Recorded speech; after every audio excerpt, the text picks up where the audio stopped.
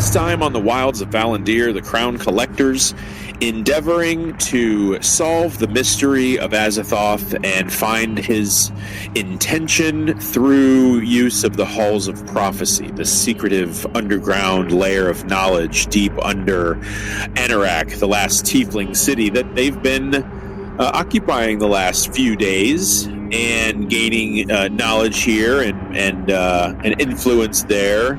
You've kind of ingratiated yourselves quite well within this tiefling community. The Triarchy has kind of become close confidants of yours in one way or another. And here you stand at the bottom of this dungeon, which is in effect the residency of House Drakov, which is the home of this Valeth, this Valeth of House Drakov, some kind of politician of import within the tiefling hierarchy.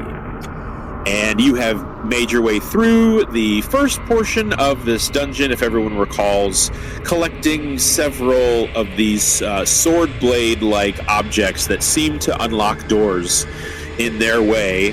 You've collected objects and trinkets that you have kind of used as keyways to solve the puzzle of the dungeon itself, to unlock a further room which you believe will lead you to the Halls of Prophecy. So if everyone is on the map, let us recall where we were. You had just discovered a prison and a torture chamber, and through the window of the barred door, you have spotted, if you everyone wants to look back at the session content, you've spotted a peg leg-like object that looks similar to another bone-shaped weapon or object that you've used as a key.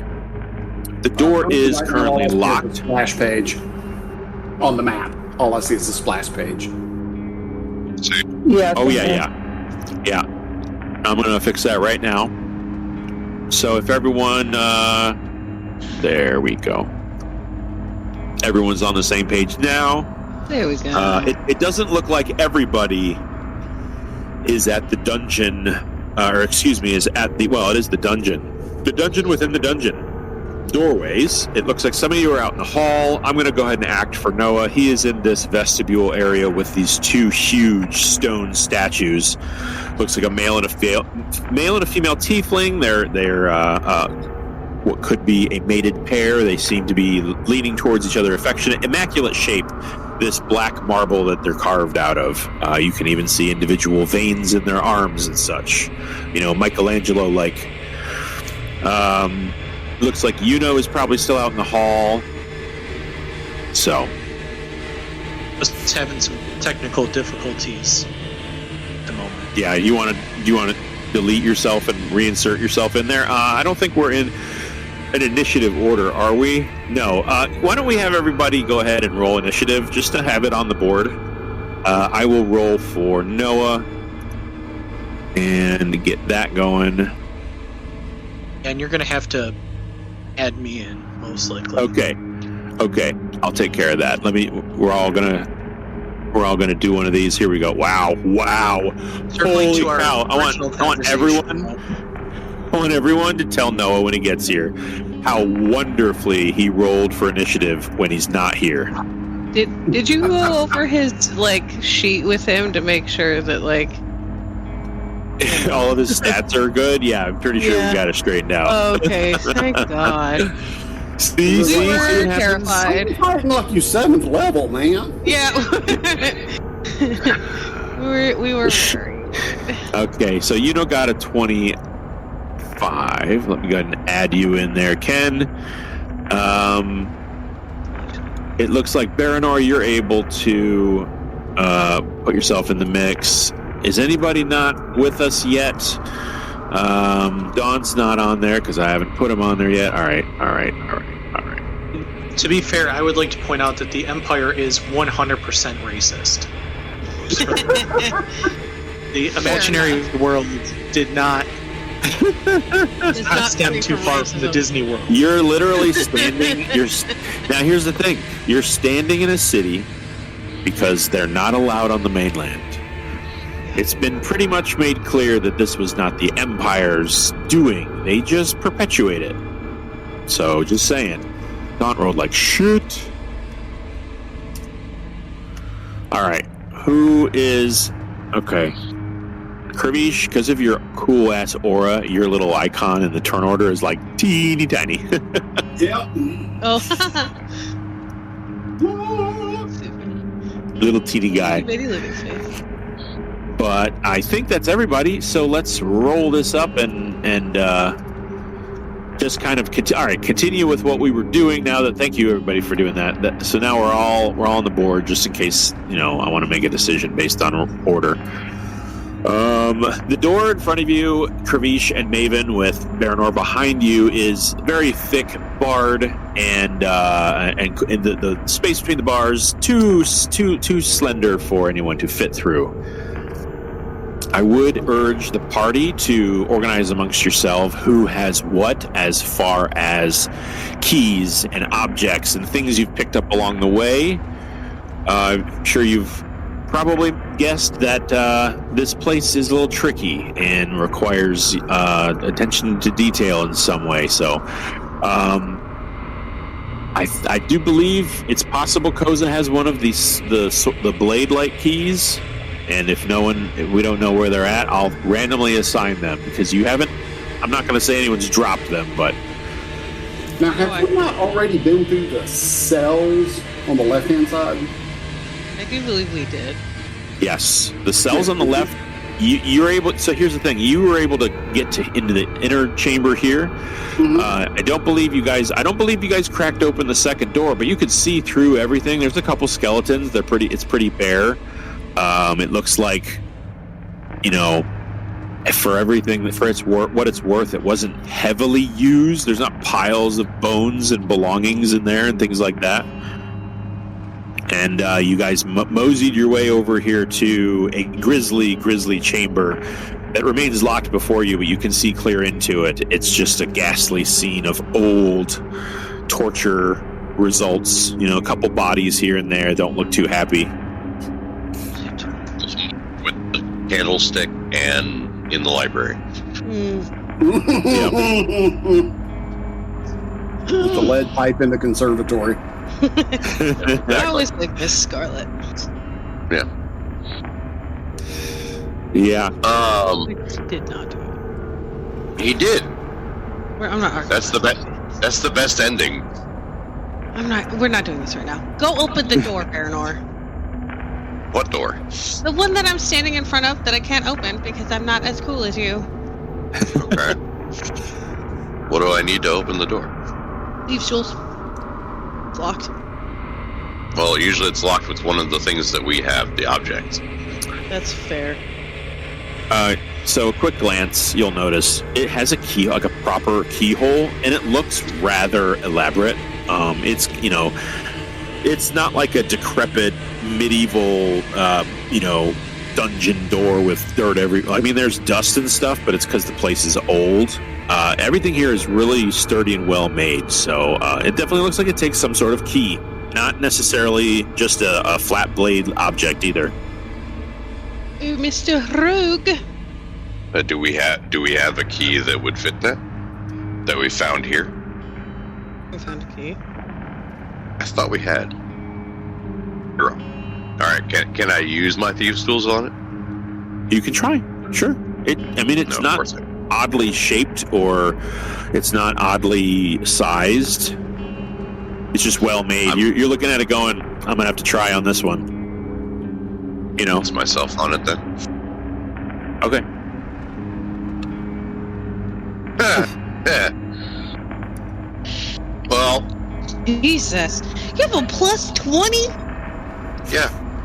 I also have reliable talent, so it's a nat 1, but it's also a 34. It's a nat 1, but it's also a 34.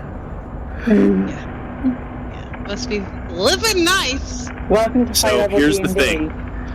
Here's the thing. I'm not letting a natural 1 go. I don't care how high your god-ass rogue powers are. No, that's fine. That's fine. I understand. Okay. Here's the deal. It's Here's locked. the deal.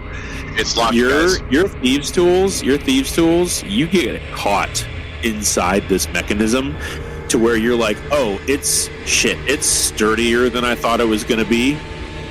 Okay, so you've brought out like the real delicate stuff, thinking maybe it was super fancy, and actually you're like, oh, it's a lot simpler than I was giving it credit. Okay, so I'm going to say you failed that one, and all you got to do is pass the next one. The DC isn't going to get raised. It's a DC of 20. So literally roll anything other than a 1. Yeah, really. Bam! How high does that go? 43. All right, yay! Everyone applauds is your redemption. What? Oh, how do you want to do this, Baranor? A door in Joe's house opens. You're right. I gotta need to get up and check my door. Oh my Might be a little elf goodness. boy outside. Yeah. When I go camping, I gotta make sure. Yeah. Gotta check under my bed for Baranor. Check your Yeah. lockbox. Yeah. Swings open, and you left you brought out the good guns, and you properly unlocked this thing. Having given it too much credit in its mechanism, you dumbed it down a little, and were able to sort of unlock this in one fell kind of swing internally, and so swings out the door. The room is. Anybody who wants to stay outside, the room is dry. There's no like puddles of blood and guts and viscera. There is what looks like some beef jerky or whatever strewn across the table, but everything is covered in a layer of dust. All of the red stains on the floor are long dried and like shriveled and flaky with what little moisture had been left in them, and everything is desiccated. But there's evidence of violence in this room. You do see a long cylindrical object in the corner of the room, rather tall. There is a seam in the middle. It is weirdly phallic shaped. It's just something you all notice. No big deal. But there it is. Koza's going to make his way in. I'll make that decision for him. I love pocket bacon. Don't eat that.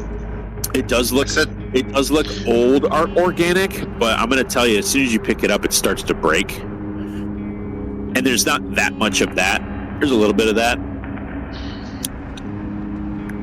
I'll say this. The skeleton you see with the peg leg is right about here and somewhat in the middle of the room.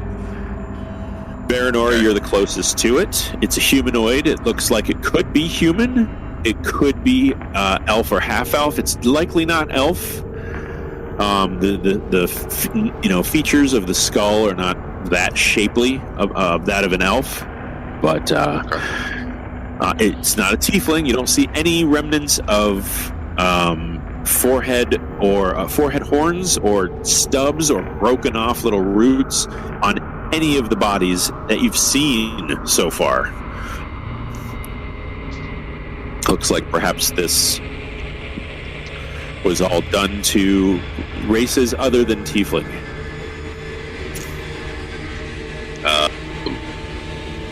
Okay. Yeah. I for one would like to go check out this Iron Maiden looking thing over here. Okay. While he's doing that, Iona, you stand next to this twice as tall as a person statue set. It looks like it's been carved of this deep black marble with sort of veins of gray and white through it. It's a mated pair of male and female tieflings. It's a rather handsome couple, and they both seem to wear the same emblem on their chest, like a superhero emblem, but it looks perhaps some sort of iconography of a house. You're not sure what it says, but if it says anything or it's just a design, it's rather impressive. You're still out in the hallway unless you've joined your party. Yeah, the others are sort of got this area down, so I might go out to join, Okay. just to sort of check things out. I mean, I don't like that we're here. This whole thing is like, I don't like this situation. I do not like it. So I'm just gonna stand next to Yuno and be really distrustful of everything.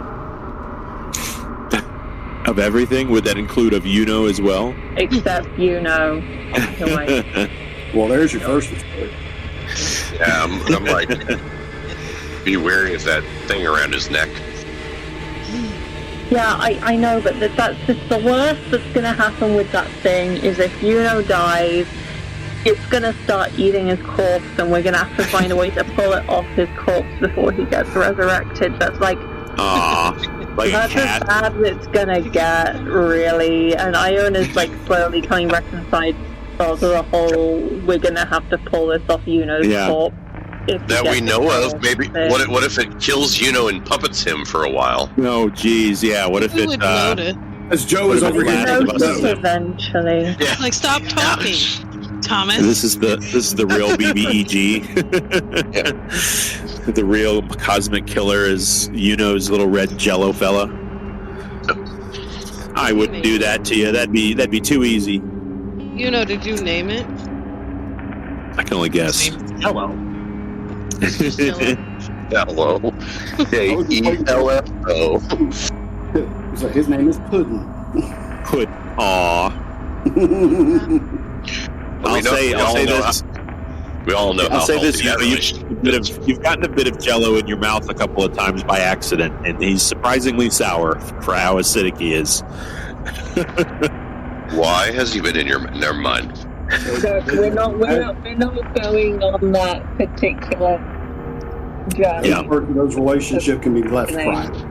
Yeah, it's perfectly consenting, and everything is fine, and nothing is weird.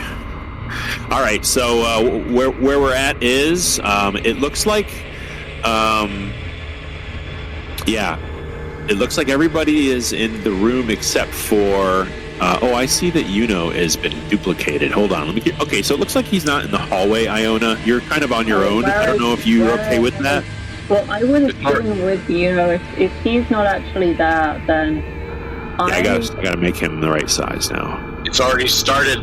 The red thing is taking on his shape.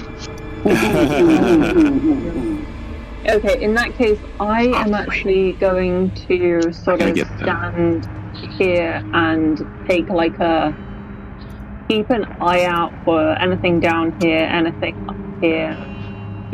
So far nothing has really come at us, but...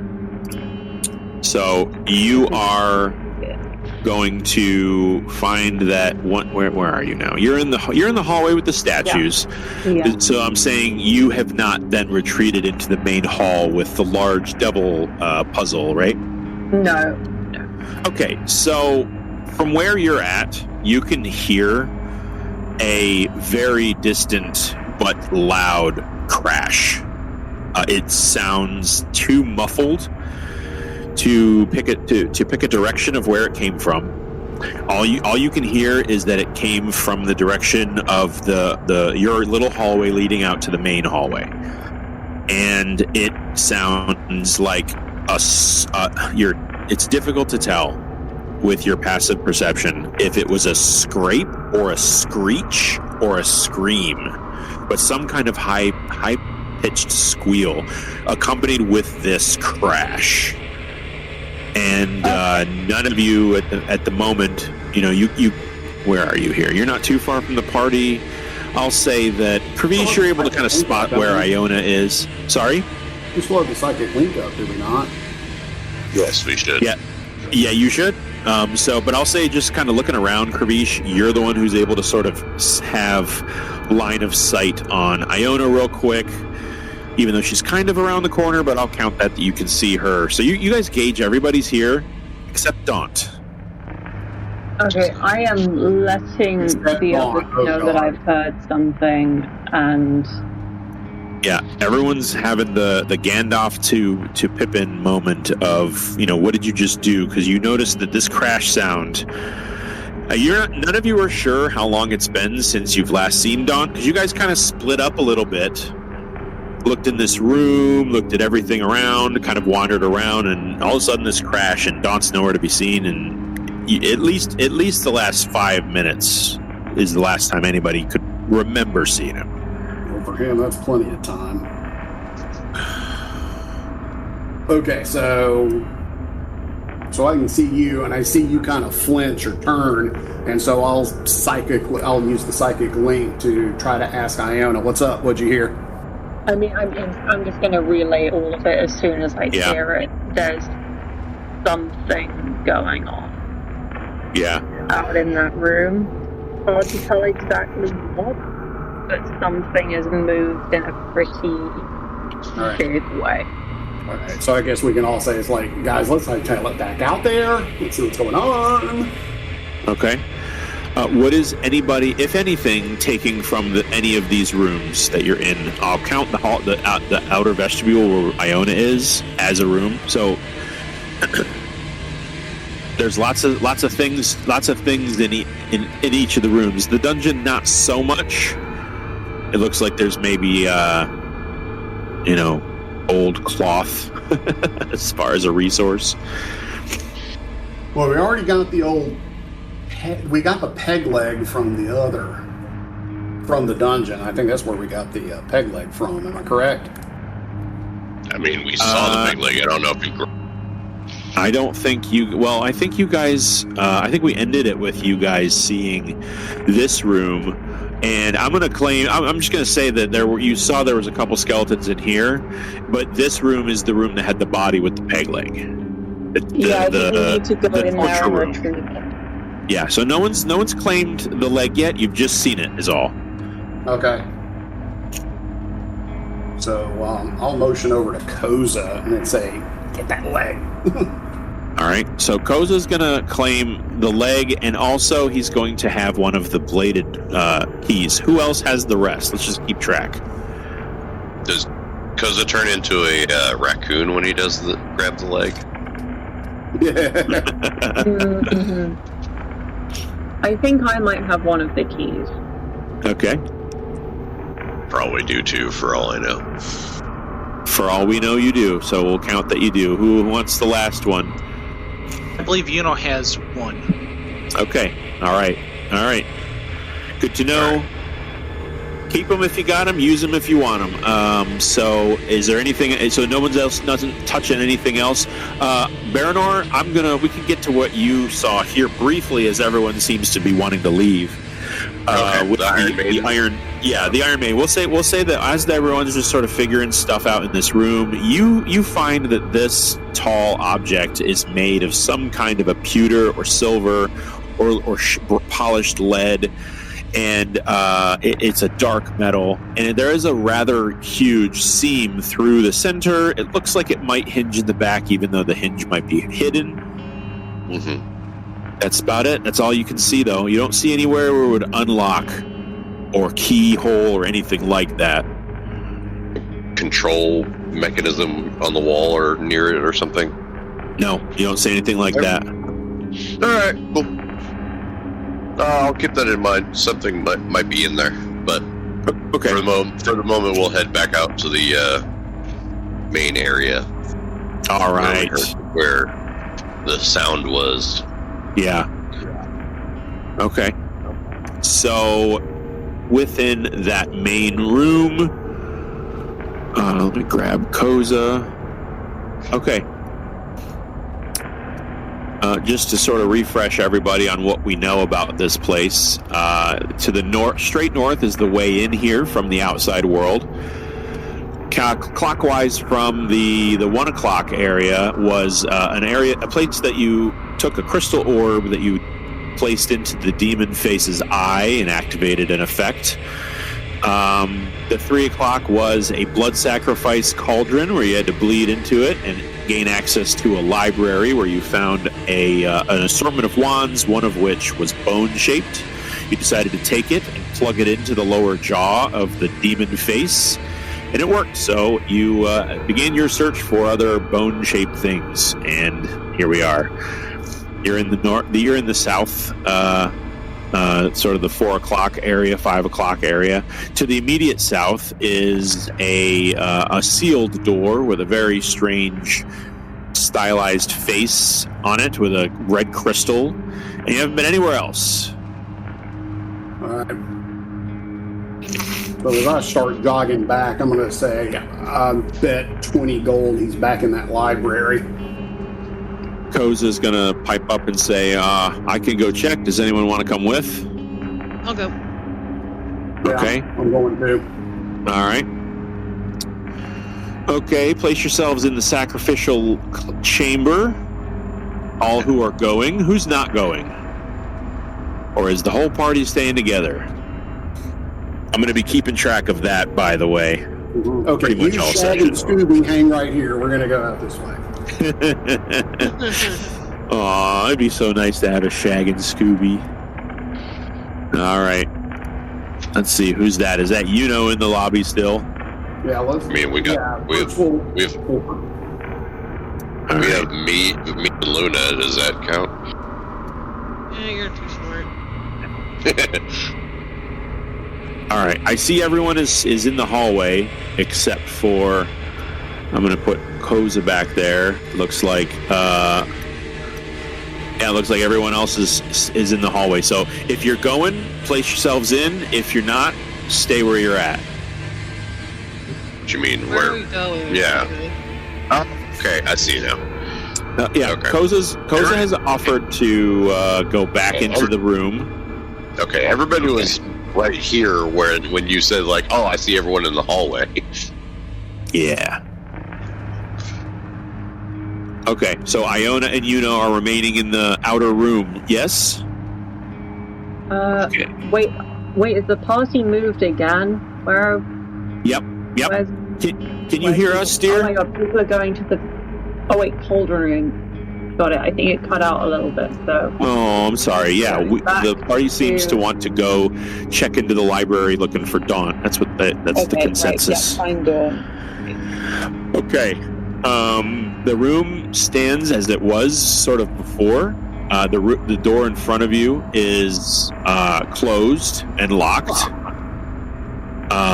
The cauldron is empty, but there is the residue of blood still in it. As you guys were here, like, I don't know, an hour before. And the door looks in front of you looks closed and locked as it did before. Alright, so it's probably fine then. And it took you one of your keys to get into the outer door of this hall, just so you know.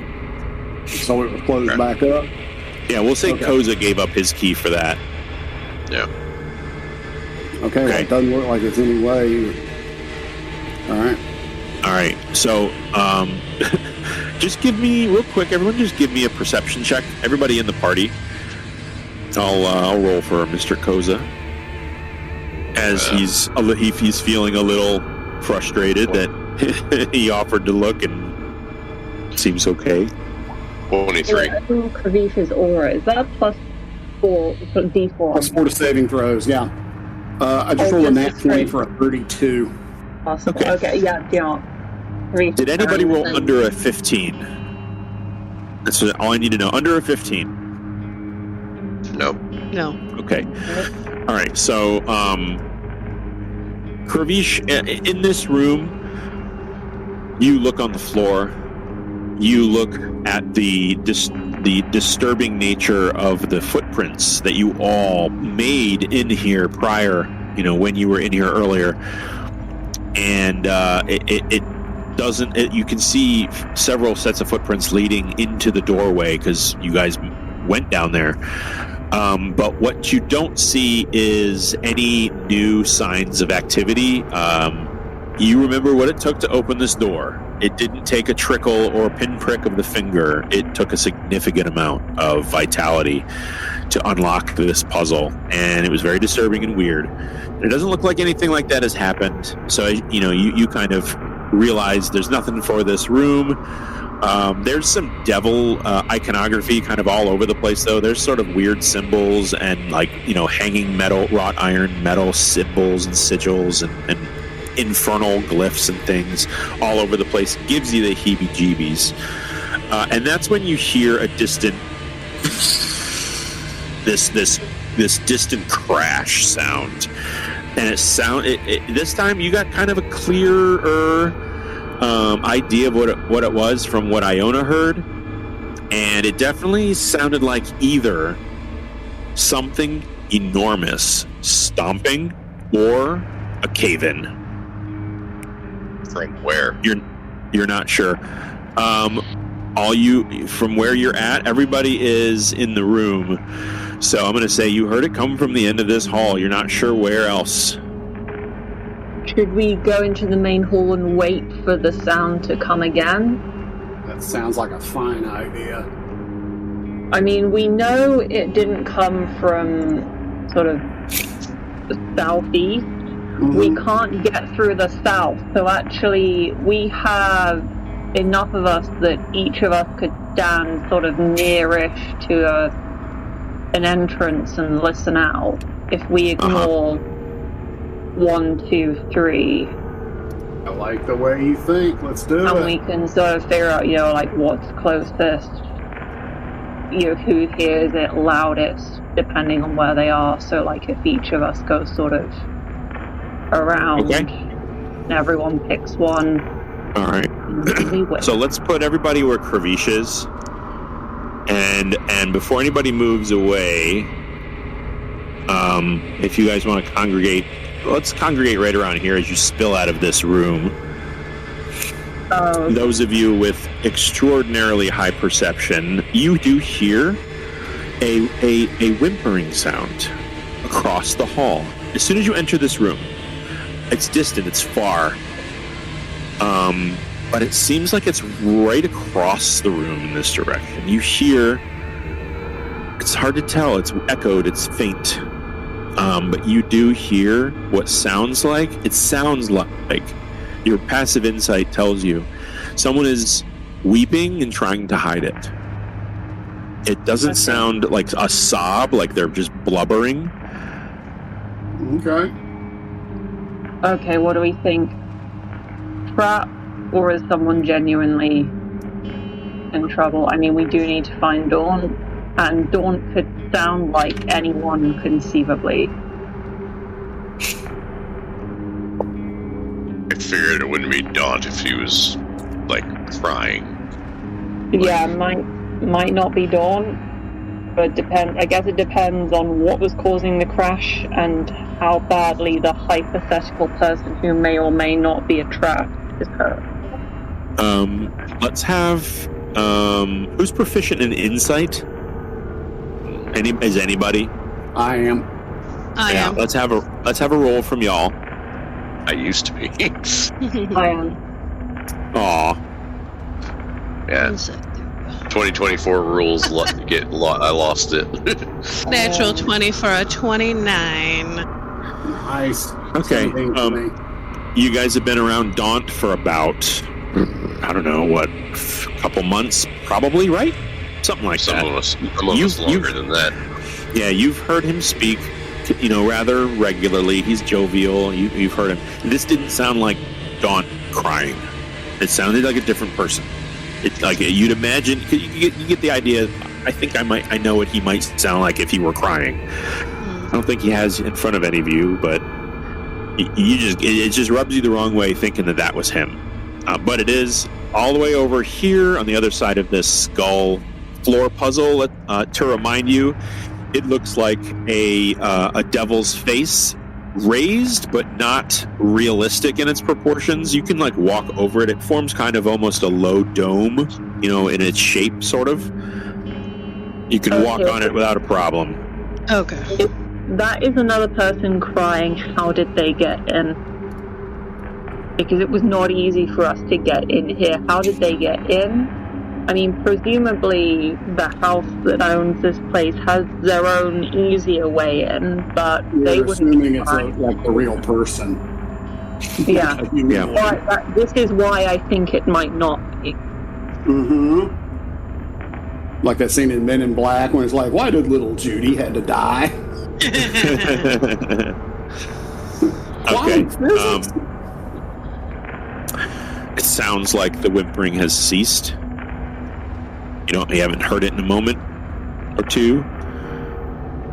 Are we able to judge, like, based on the fact that we can hear the crash and the whimpering, could a person out there conceivably have heard us moving about, potentially talking among ourselves? Yeah, nobody was really trying to be stealthy. Nobody seems to be interested in preserving quiet as you moved. So I just took it that you guys weren't stomping around, but you were discussing amongst yourselves. Even in a quiet way, sound can carry. So you imagine you guys weren't unheard if there were someone in the area. I mean, that would have required some attention to that kind of a detail. In that case, Iona is gonna look at the others, this is more reckless than I usually be, but also they know we're here kind of face. And then I'm just gonna call out, facing this direction, state your name, just to see what happens. You hear a semi-familiar voice. It's a sigh, like almost like you spook them. They're like, that kind of a thing.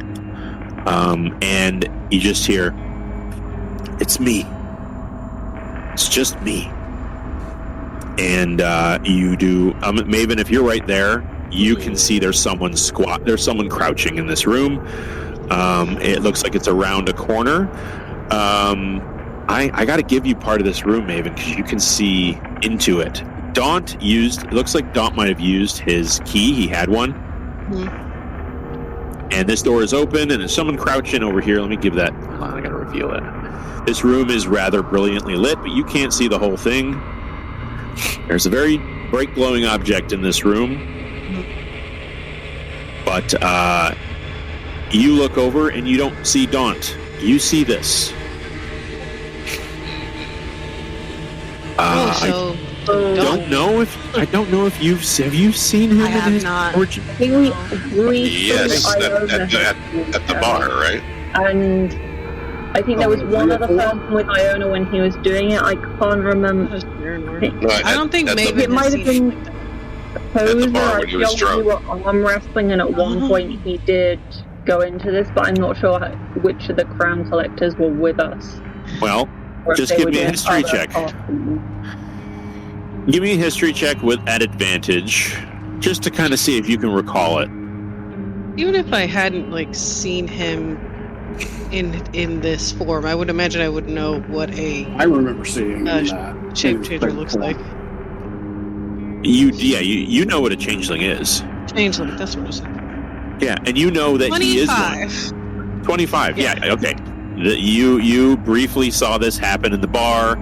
It wasn't enough to lock in what he looks like, but it was enough for you to be like, look at this real quick. You approach. He doesn't quite see you. You're very quiet. Yeah. Sneaky. And he looks like he's crouching. He's grasping Daunt's rapier. He has Daunt's spyglass on his hip. Doesn't appear that he sees you. He looks like he's shedding tears, and the tears appear to be glowing as they stream down his cheeks. Yeah, but that's what you see, and you just kind of see that, and you have enough time to kind of stop and decide if you want him to see you or not. Oh, I don't. Fuck up. And incidentally, behind him, you see the inside of a room, which I will give that to you momentarily. There's a large table in the middle with a violent kind of alchemical arcane reaction behind it. A large purple crystal at the center of this table, surrounded by tomes and quills and candles and such, is sort of pulsing with electrical purple lightning-like energy at its base. It doesn't look very stable, and it's a little crooked. The little setting that it's in doesn't look like it's in there right, and it kind of jostles, sort of like rocks slightly, like quarter of an inch, a few millimeters worth of kind of like movement with every firing of this electrical energy at its base. It kind of just rocks a little like it's loose or something. And that's beyond where this character is. Don't walk towards the light. This character is facing away from it. He's kind of facing you. He just doesn't see you right now. What are you doing? He looks up and meets eyes with you. I want the answer to it. What are you doing? Yeah, he meets eyes with you and instantly shifts into Dawn. Okay. And he just sort of stands to his feet. He goes, "Maven, sorry. Is everything all right? Is everyone okay?" Absolutely not. We're not shifting this. What's going on? And he just kind of, I'm gonna make a roll here. Okay. Pretty decent. I got a 27. Okay. He's just gonna kind of, genuinely look at you and say, it's fine. I needed a moment, and I got it. Moment by yourself in a room with an arcane crystal. This seems suspicious. I was gonna tell you about it. I needed to be alone for a second. It's all right. Just calm down. Listen, I had a look at it. I didn't get close to it. I can tell you it's not dangerous from this far away. I've been here for a minute or two, and it has not lashed out or possessed me in any way. It also hasn't struck me from here either, so it's not dangerous from this range away. From here. So were you close enough that it could? That you know that from that distance? I stopped here. No, I stopped right here. I haven't gotten closer. Sounds like something a possessed person would say. Yeah. So your passive insight, which would be what? Mine is hit the wrong button. Give me a second. A 19. A passive insight of 19? It's easy. Yeah. At 19, he seems like he's telling the truth. That he stood here, hasn't gotten any closer, and he also seems genuinely like, like when you surprise someone and they weren't expecting you, they scream and that scares you, and then now you're both screaming at each other. That's kind of like how he feels right now, and you feel that's a pretty genuine reaction. With a 19. Let's see, Kavish. Kavish, you can hear Maven shouting at somebody. Yeah. I'm going to call out. Yeah. Maven, we good? I think so. Yeah, Daunt is going to put his rapier away. He's going to sheath it, and he's just going to kind of he's going to approach you, Maven, in a way that he normally would have on any other day. And he's just going to say, "Everything all right? You okay? Like I said. Am I okay? You're the one in here crying." And he's just he's going to tense up and give you a hand on his hip. He's like, "I was not crying." Two things. You One, were I'd heard you from the other room, and two, I saw you with my own eyes. So it must have been a ghost. Lying to me right now? You heard a ghost, must have been a ghost, and he's going to walk away. Just in mind, I'm like, I think he's probably telling me the truth, but I do feel like there's something off with his answer.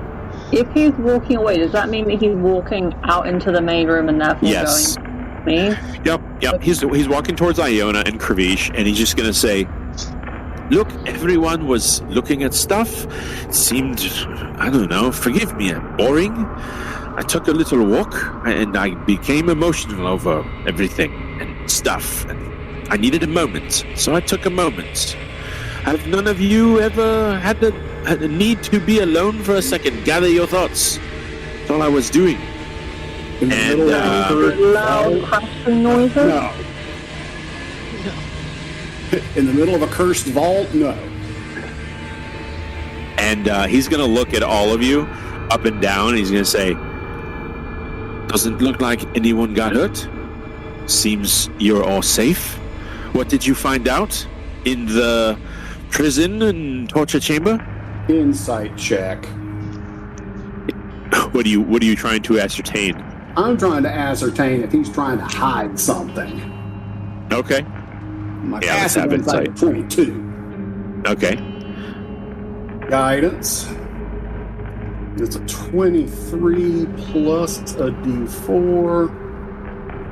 That's another 3 for a 26. That's high. That's high. I mean, you guys know Daunt. He's a little too jovial and too friendly. You've always felt that, but you've always kind of gotten that from him, like from the very beginning. Like even those of you who knew them a long time ago, he's a dashing guy. He's charming. And he knows it. And sometimes, you get the feeling that he's used that for his own selfish gains. Maybe he's done it for other reasons that you don't know yet. But that's kind of all you get from him as far as being guarded. He's always been a little guarded. He's always seems like he's holding on. He's got his cards close to his chest, even though he's been open with you guys about lots of things. Right now, he's looking at all of you very suspiciously, like I'll tell you, more than being deceptive, you get the feeling of him being suspicious of y'all. That all of a sudden, you guys seem to be laying into him a little bit. He's getting, and you feel Dawn, kind of in a kind of self-defensive way, like, is everything all right? Where's this coming from? And for the first time, I think for any of you, he feels a little adversarial. And there's a part of you all that have a passive insight enough to know that anybody that feels ganged up on out of nowhere would probably get a little defensive. Okay, Iona with a more +0 for charisma is going to say, Dawn, this is a frankly vile place. We lost sight of you, heard several loud crashes, then heard you being emotional, and now this. So yes, we are concerned. And when you say loud crashes, you're Iona, you are kind of a dark private eye detective at this point. You're sort of suspicious of everybody, and you've got good reason to be, so your hairs are up on the back of your neck, and as soon as you say loud crash, just your passive looking for a reaction, maybe even a subconscious level, doesn't give you one when you hear crashes. You'd expect him to have a look of recognition, and then he frowns and he says, "What crashes?" You didn't hear those. There were 2 loud noises. Yeah, and Baranor, that's when you hear it very loud. Bang! Crash! And you hear a scraping sound somewhere in this room behind you. The door is not just locked or closed, I should say. It's also off its hinge, and there's like a big pillar of stone jammed into the top half of it from the other side, poking through the window. So it looks like it's maybe a little hobbled, but that's where you hear that sound. And Daunt meets eyes with you, Iona, and goes, "You mean that?" And he's going to draw his rapier and just kind of, for everything that just happened in the last 20 seconds, he's going to stand side by side with you all facing that sound. He's going to say, he's going to answer you, Iona, "No, I did not hear that before." He must have been busy. We heard it all the way down the corridor. Anyway, I am going to draw my sunblade. Okay. What was that? Over here. Baranor, you're right up on the door. Yeah. It's a big familiar door. There is a slot for what looks like one of your keys. But like I said, the door is about maybe 10 degrees cocked to the left, broken off of its hinges, with a huge stone pillar jutting through partially through the window, and it looks like it's kind of like jammed right there. I don't know if we want to open this door.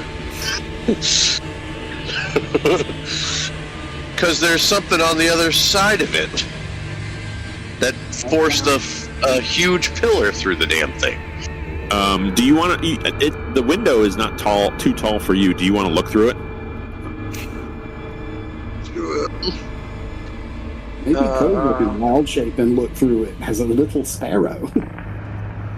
Yeah, I mean, Koza's gonna. He's got 2 left.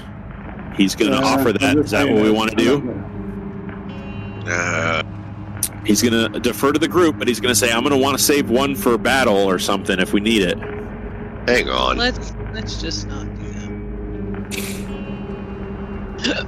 Yes, I look through the window. Thank you. Okay. Through the window, you see a ruined. I'll even give you the room here. You can't get in yet. Obviously, you're barred. You're Literally and figuratively. You're barred from entry. Actually, I'll just give you what you can see, which is going to be weird because I got to do this in horizontal things. There we go. You can see into the room. The room is ruined. There is a crater in the center of the room. And in that crater, you see a crouching object. Crouching object? Oh, I don't like the sound of that at all. okay. Oh, I like that. Alright. Nope. We're gonna have to fight it, aren't we? I just got everything about this. So who's looking at it? It's just Baranor? I'll go At up the there. moment. I'm close.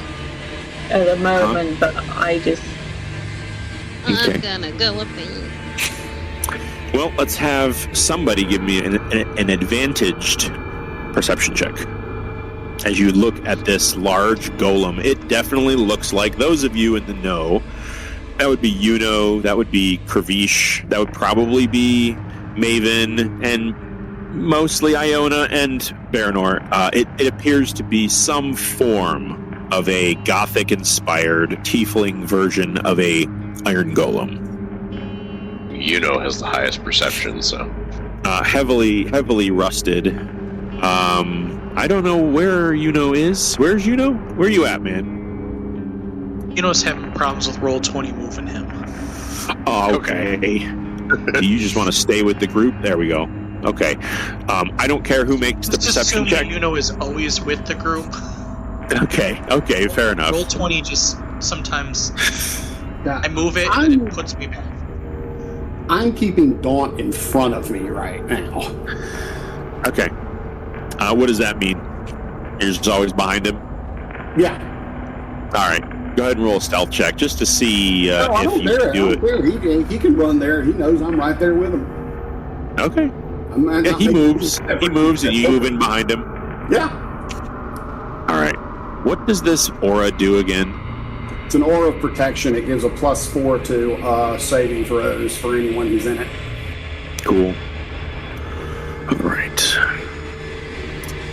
Okay. So, those of you who have the highest perception, if you want to roll, you can do it at advantage.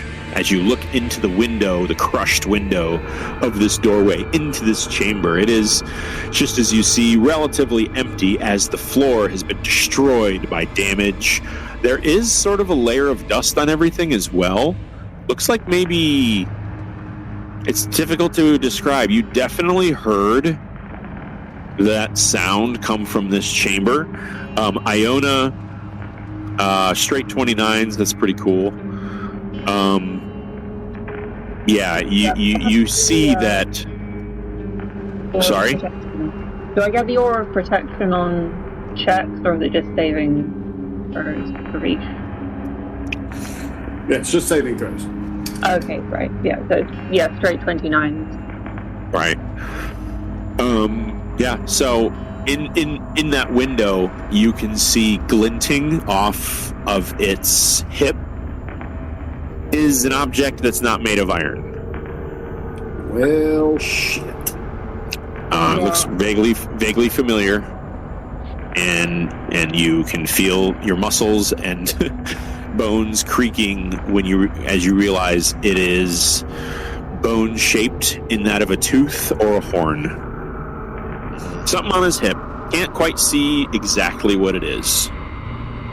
And you all, now that you're looking at it, and those of you who see this, you can see that there are like fresh scrape marks all over the room. There are certain places in this room where it looks like the dust has been cleared. And I'll say that this guy here, he looks rather dusty, but there's portions of him, like maybe near his extremities, where it doesn't look as dusty. Kind of weird, not sure why. I'm just going to sort of in line with the rest of this case. We're going to have to fight it. I can't hear you very well, Ellie. Really? Okay, can you hear me better now? Absolutely. Yes, yeah, much better. What is my connection? Okay, Iona is just going to sort of sigh and say, well, it is in line with the rest of this place. We are going to have to fight it. This could have all been a damn sight simpler if they simply brought us the relevant scroll or book or stone tablet, wherever the prophecy happens to be. This is all for our own amusement. But why do we need to fight it? Because it has another one of the stone objects on its hip, and So why do we need to fight it, though? An awful sense that it's not going to just stay. You can just go up and ask him. Oh, I'm sure we can ask, but... No, I'm telling Baranor that. It's like, why do we have to fight him? Because I don't think just kindly asking him may work. I cast invisibility on myself. Okay. Well, we can try that. We'll see. We'll see how they go. We'll see how that goes. Koza's going to step forward and say, I can't teleport you in there because there are no trees. And he's going to give the door like a knock. And he's going to be like, yeah, that's closed. Crap. How big? Okay, is there any opening in the top of the door where the thing is wedged? Hold on, I want to look something up. I mean, I could dimension door myself and one other person in, but that is pitifully little compared to an iron golem. No. Okay. Koza's going to step forward and say, I think... So you're invisible right now? Yeah, right now I am, yeah. Okay, how long does that last? An hour? Okay. Koza's going to vaguely look in the direction that you are at and say, I can polymorph you into something small enough but strong enough to grab it if you want. I can do that. Do you want me to do that? And he's like just kind of looking wherever he thinks you are, and he's not looking at you. It's close, but it's kind of weird. It's like someone looking at your forehead while they're talking to you. Weird question here. Does polymorph require you to see the target? That you can see, and he's going to grab some, and he can hear you. I want to say he hears you say that out loud, and he's going to grab some grit off the ground and sprinkle it over your head. He goes, well, I can see you now. Okay. That'll be fine. Okay. Let's see. It's a creature. What do you want to be? It's up to you. It can be... What can fit through the gaps in the door? Okay. I would say... It'd have to be small enough where none of you... Maven's pretty dainty, so it'd have to be bigger than, like, her torso and her head. So it would have to be smaller than, like, a cat. So I'll say like an opossum, or... Because I'm trying to think about strength, too. I'd say an opossum's strong for its size. I don't think a raccoon's fitting through it. It would definitely get stuck around its belly, which would be adorable. but a waste of a polymorph. What about mongoose? A mongoose. Are they the like noodly looking ones? Let's see. Does Koza know what a mongoose looks like? Of course he does. They're not very big. They're about the size. You might as well be like a squirrel. They're not that big. A mongoose. Yeah, like let's see. What's the largest weasel? Because the weasels are narrow, right? Yeah. Some of them. And I'm kind enough to say that all of these animals exist in the natural world of Valandiir. I mean, I feel like a wolverine is pretty wide. I mean, I also have a way to get back through if shit goes sour. So, Okay. Well, it's your choice. I'll let you be a honey badger. Okay. He'll change you into an invisible honey badger. Oh. Far Cry me hates this. Okay. I hear it. I'm like, oh god. Fire every gun I have at it. Okay. All right. I am now an invisible honey badger. Koza's going. Yeah, he's going to wiggle his hands and speak some words and sprinkle you with green disappearing sparkles that changes your invisible appearance. None of you see anything happen, by the way. You're not exactly sure that it works because all you see Koza do is sprinkle in the air but all of a sudden your perspective shifts, and you slide down to about a foot off the ground, Baranor. Now you're aware of another danger. The fact that Luna is now looking at cracking this entire thing, go like, I don't think she can see you. She knows kind of where you're at. She sniffs the air, and you do hear a weird kind of a giggle growl from her. But now you realize that you are underneath everyone's feet, and you're only a foot tall, and you're invisible. So through the psychic link, I'm like, everybody stand still for a second. All right, and I will scurry up through the hole. Okay. All right.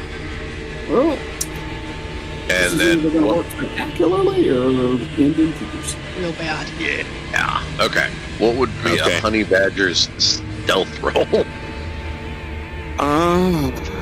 That's a good question. Let's see.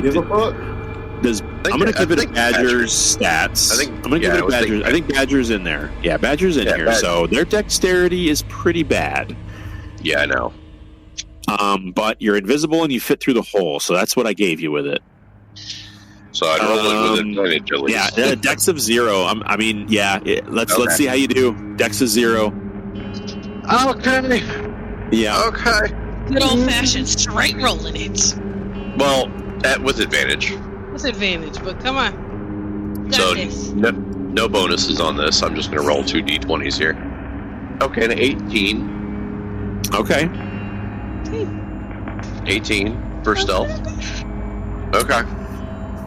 So, for how infrequently you are this small, I don't know if you've ever been polymorphed before.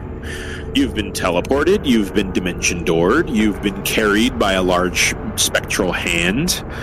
But for how infrequently you have been changed in your shape, you surprisingly take to being a honey badger rather well, rather naturally. And you kind of do that, what you think a rodent should do, that kind of squirrel hop from back feet to front feet. And you're able to kind of guess in the darkness, because it's rather dark in here. Where the solid footing is, there is loose rubble, and you're able to kind of determine which it'll be, and you forge a safe path. I would imagine that me knowing how to hunt beasts would also make me perceptive how they act. Yeah. So I'm going to say you're in the room. You're about 15 feet from it. Okay. And something happens. Oh no. About 15 feet away, you step forward with your front paw, and your paw begins to shift into a human hand the closer it creeps towards this object. Am I still invisible? And no, you don't know because you can see yourself. You just know you're invisible. But you get the feeling like this is becoming my hand visible right here. Okay, visible to me, but I don't know if I'm invisible still or not. You're pretty sure everything but your hand is invisible, based on how it looks. I'm going to give you enough time to kind of freeze your movement and decide. And you won't pull your hand back. You want to keep moving forward. How far am I from the automaton? You are 15 feet away. Okay. Which is odd because you're in a 5-foot cube, technically. I am. I mean, I would have to count you as being in a 5-foot cube. Right. Yeah. All right. I am going to...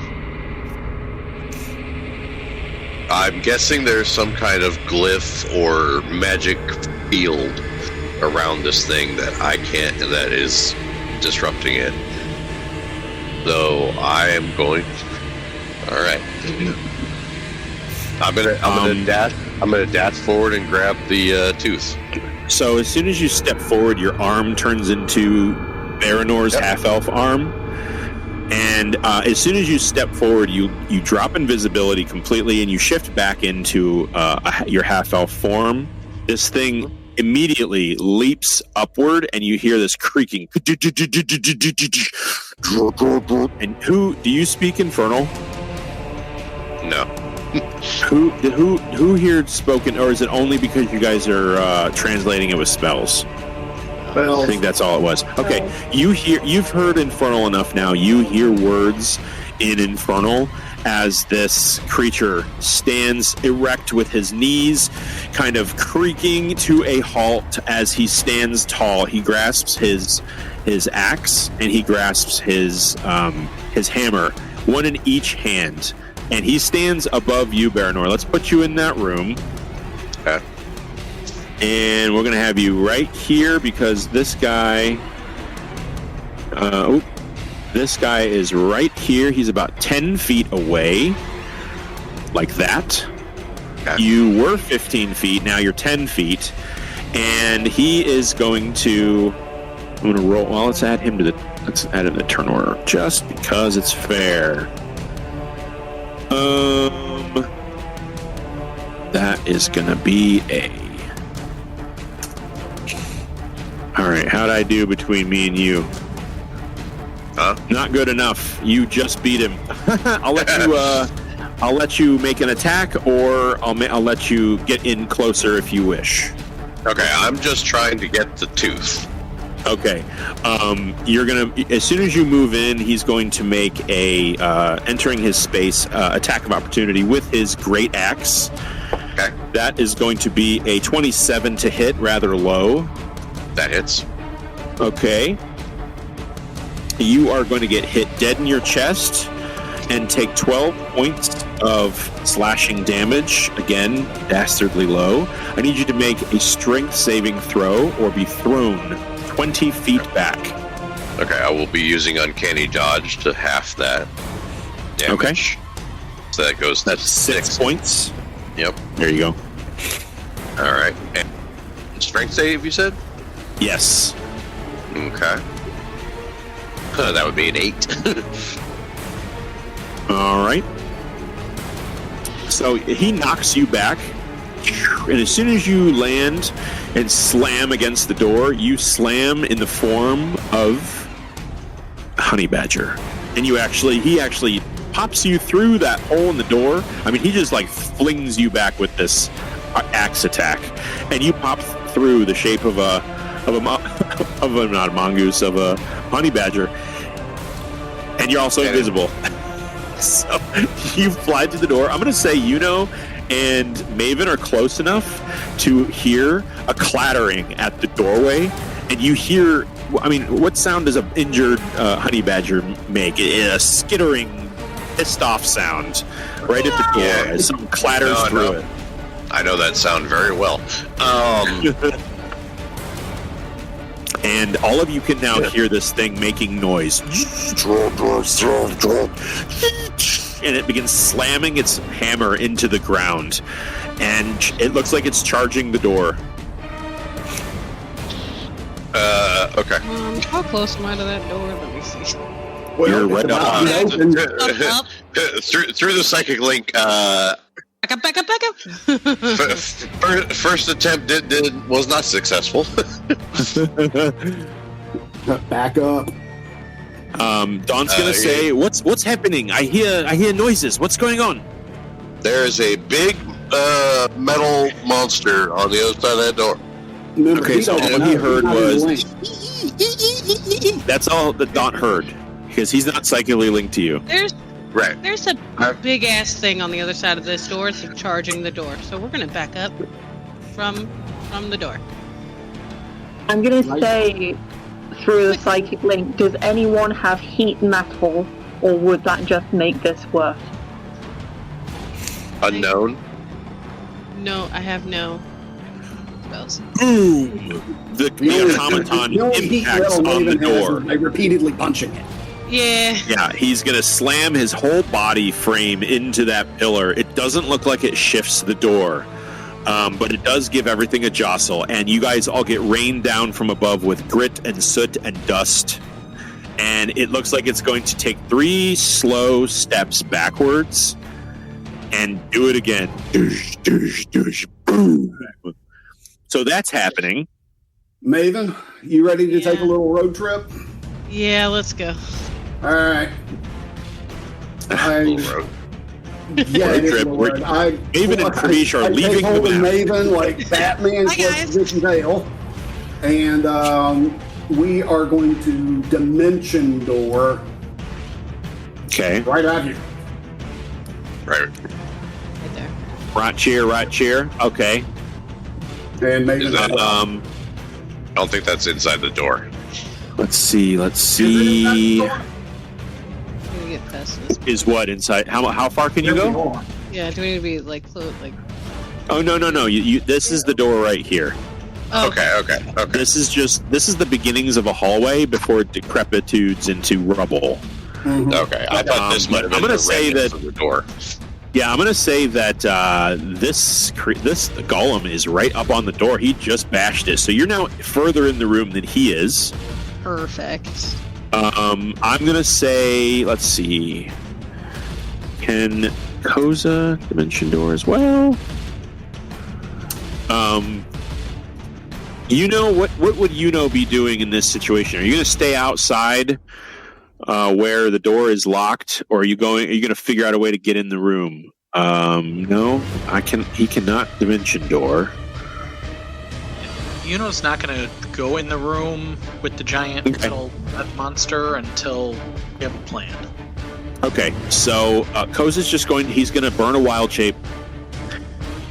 He can't see anything else. Where did he go? Where is Koza? Oh my god, he's gone. Now Koza's missing, everybody. Just He's like right up. He's right up here. He's right up here. Okay, I see him. Jesus. Okay, there he is. Got it. Thank you. Yeah, he's gonna become a squirrel, and he's gonna make his way in the room and try not to get stepped on by this rampaging thing. He's gonna climb on the. Well, what would he have to be to climb on the walls? Spider? Yeah, he's gonna be a spider, and I'm gonna roll. What's a spider's stealth? Let's just make sure he doesn't get seen.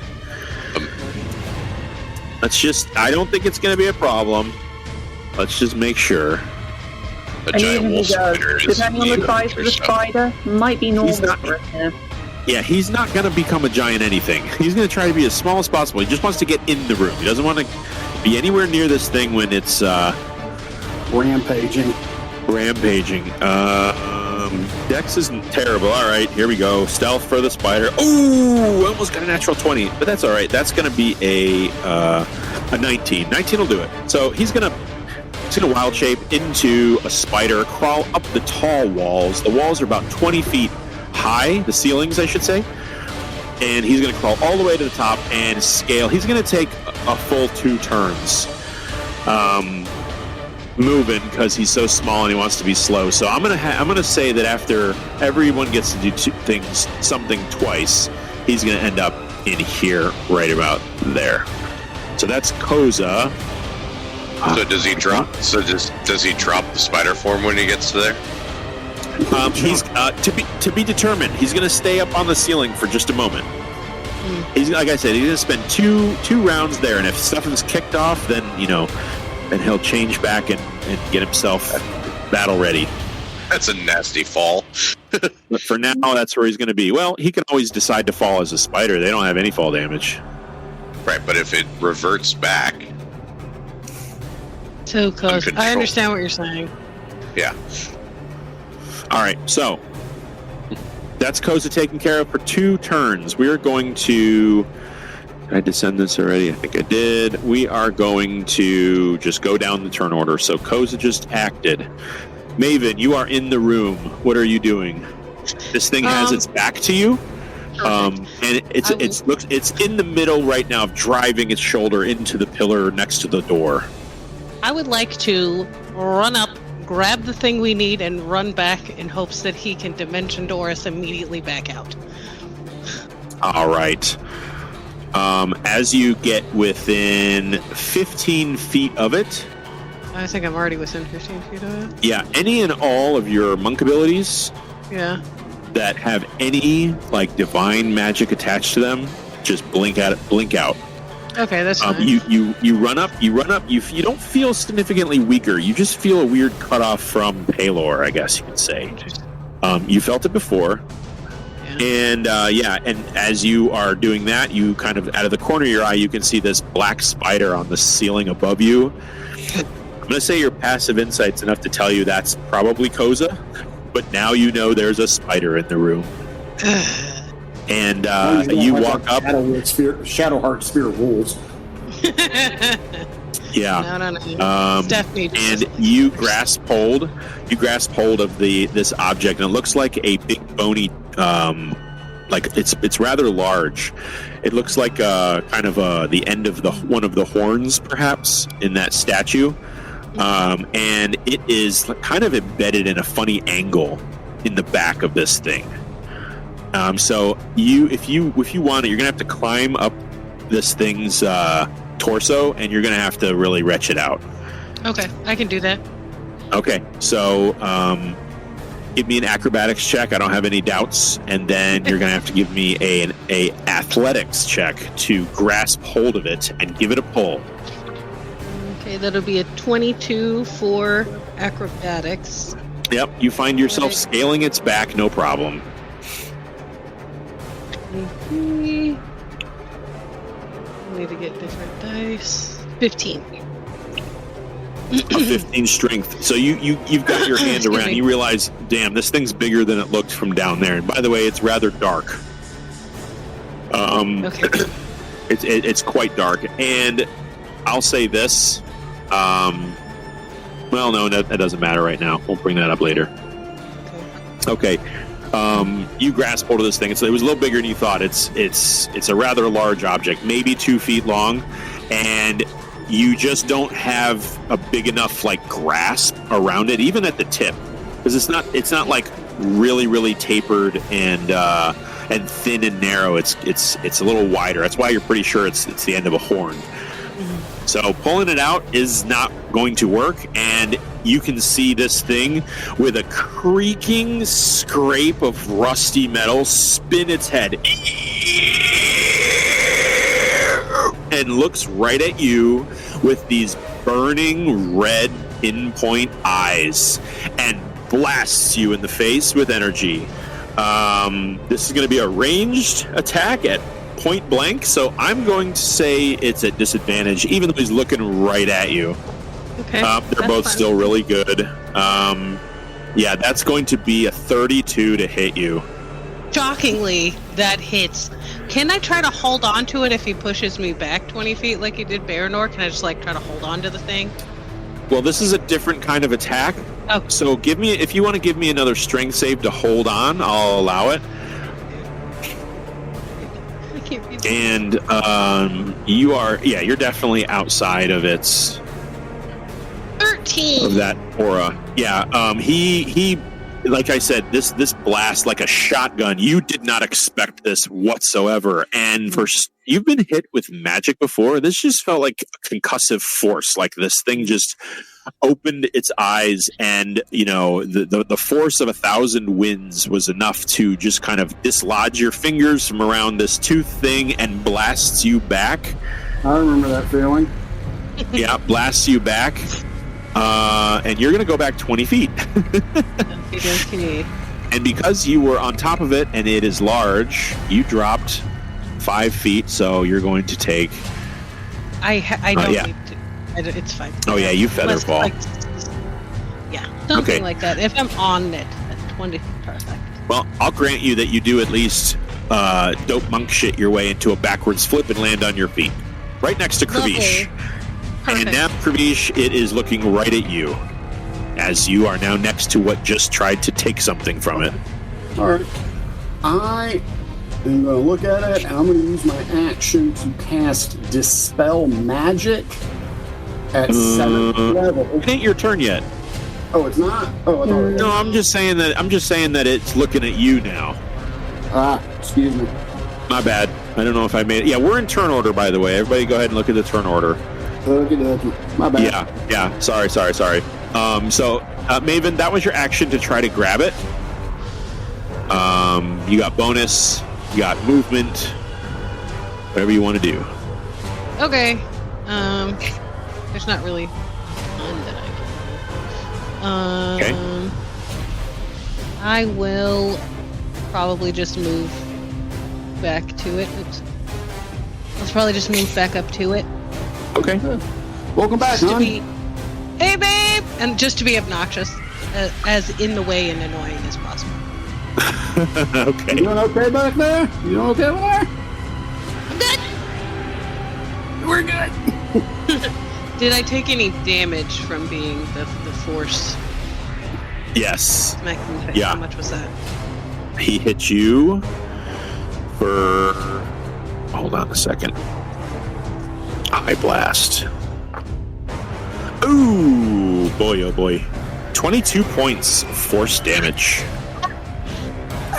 This Yeah. is but a scratch. There you go. Mhm. That's my girl. All right.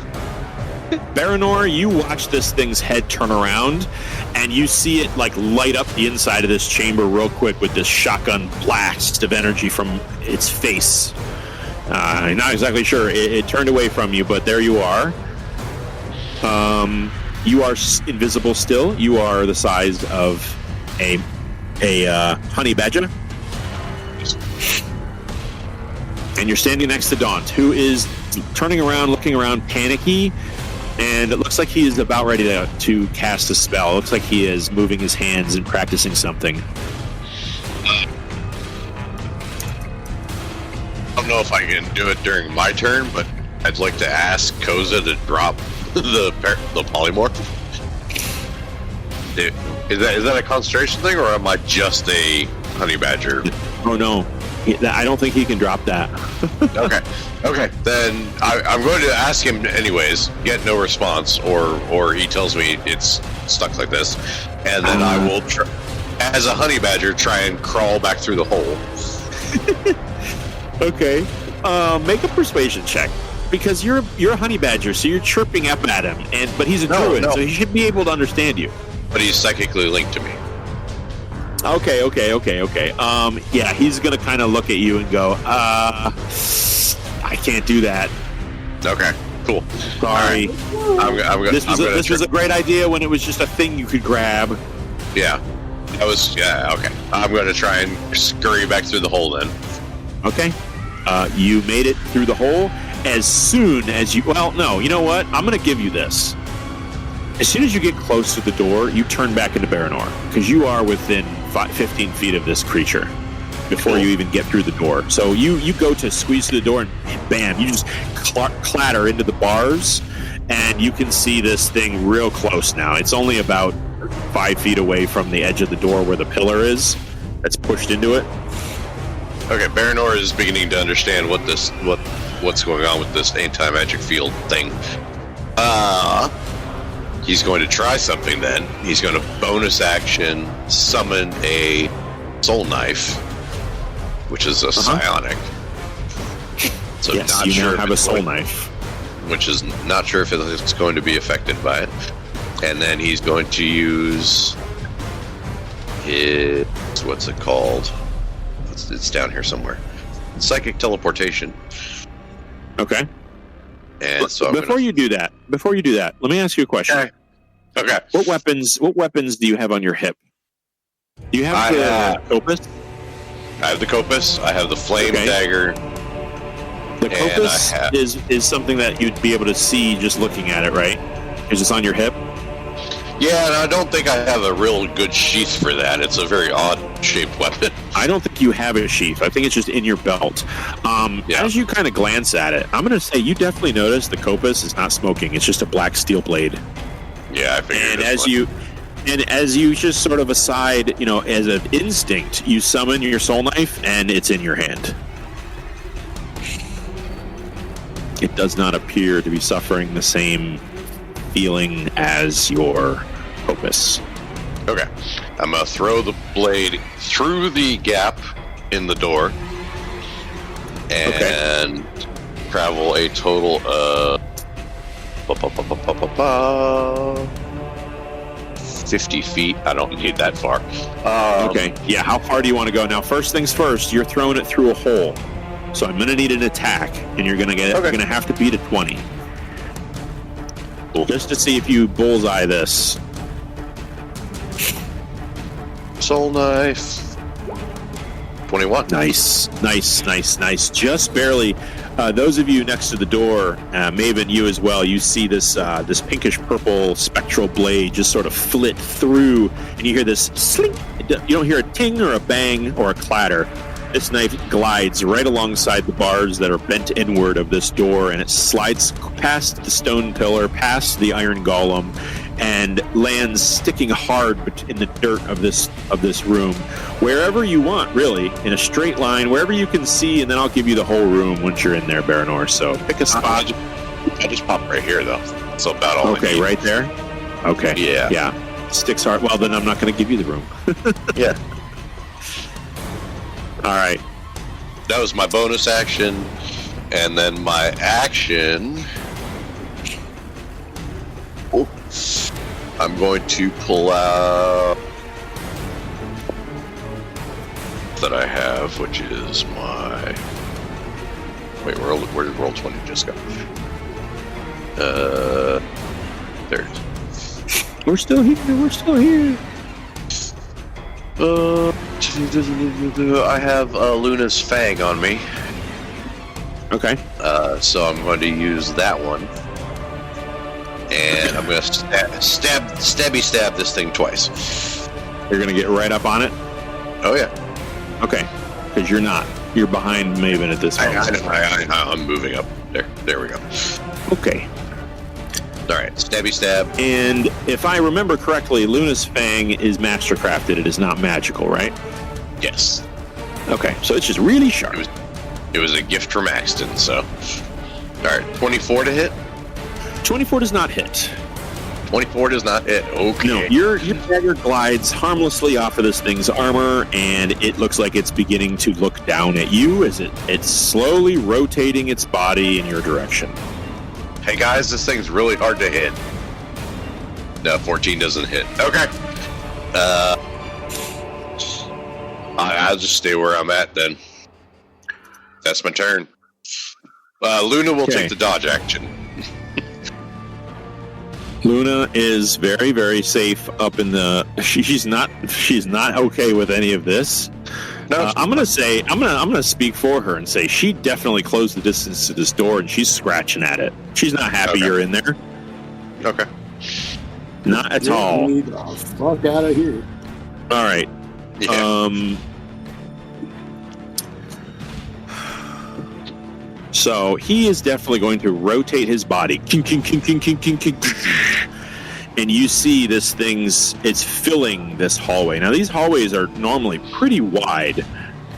for a dungeon. It's it is an old underground castle in essence. It's a noble's house, pretty wide. This thing fills this hallway, so it starts to raise its warhammer and raise its great axe, and it doesn't have all that much room, so it gets to the ceiling and not to the ceiling, to the sides of the walls, and clinks its weapons, and it reaches down, and it is going to rush forward as it takes 2 attacks, 1 for each of you, Maven and Baranor. Maven, you're getting the warhammer. That's going to be a 31 to hit,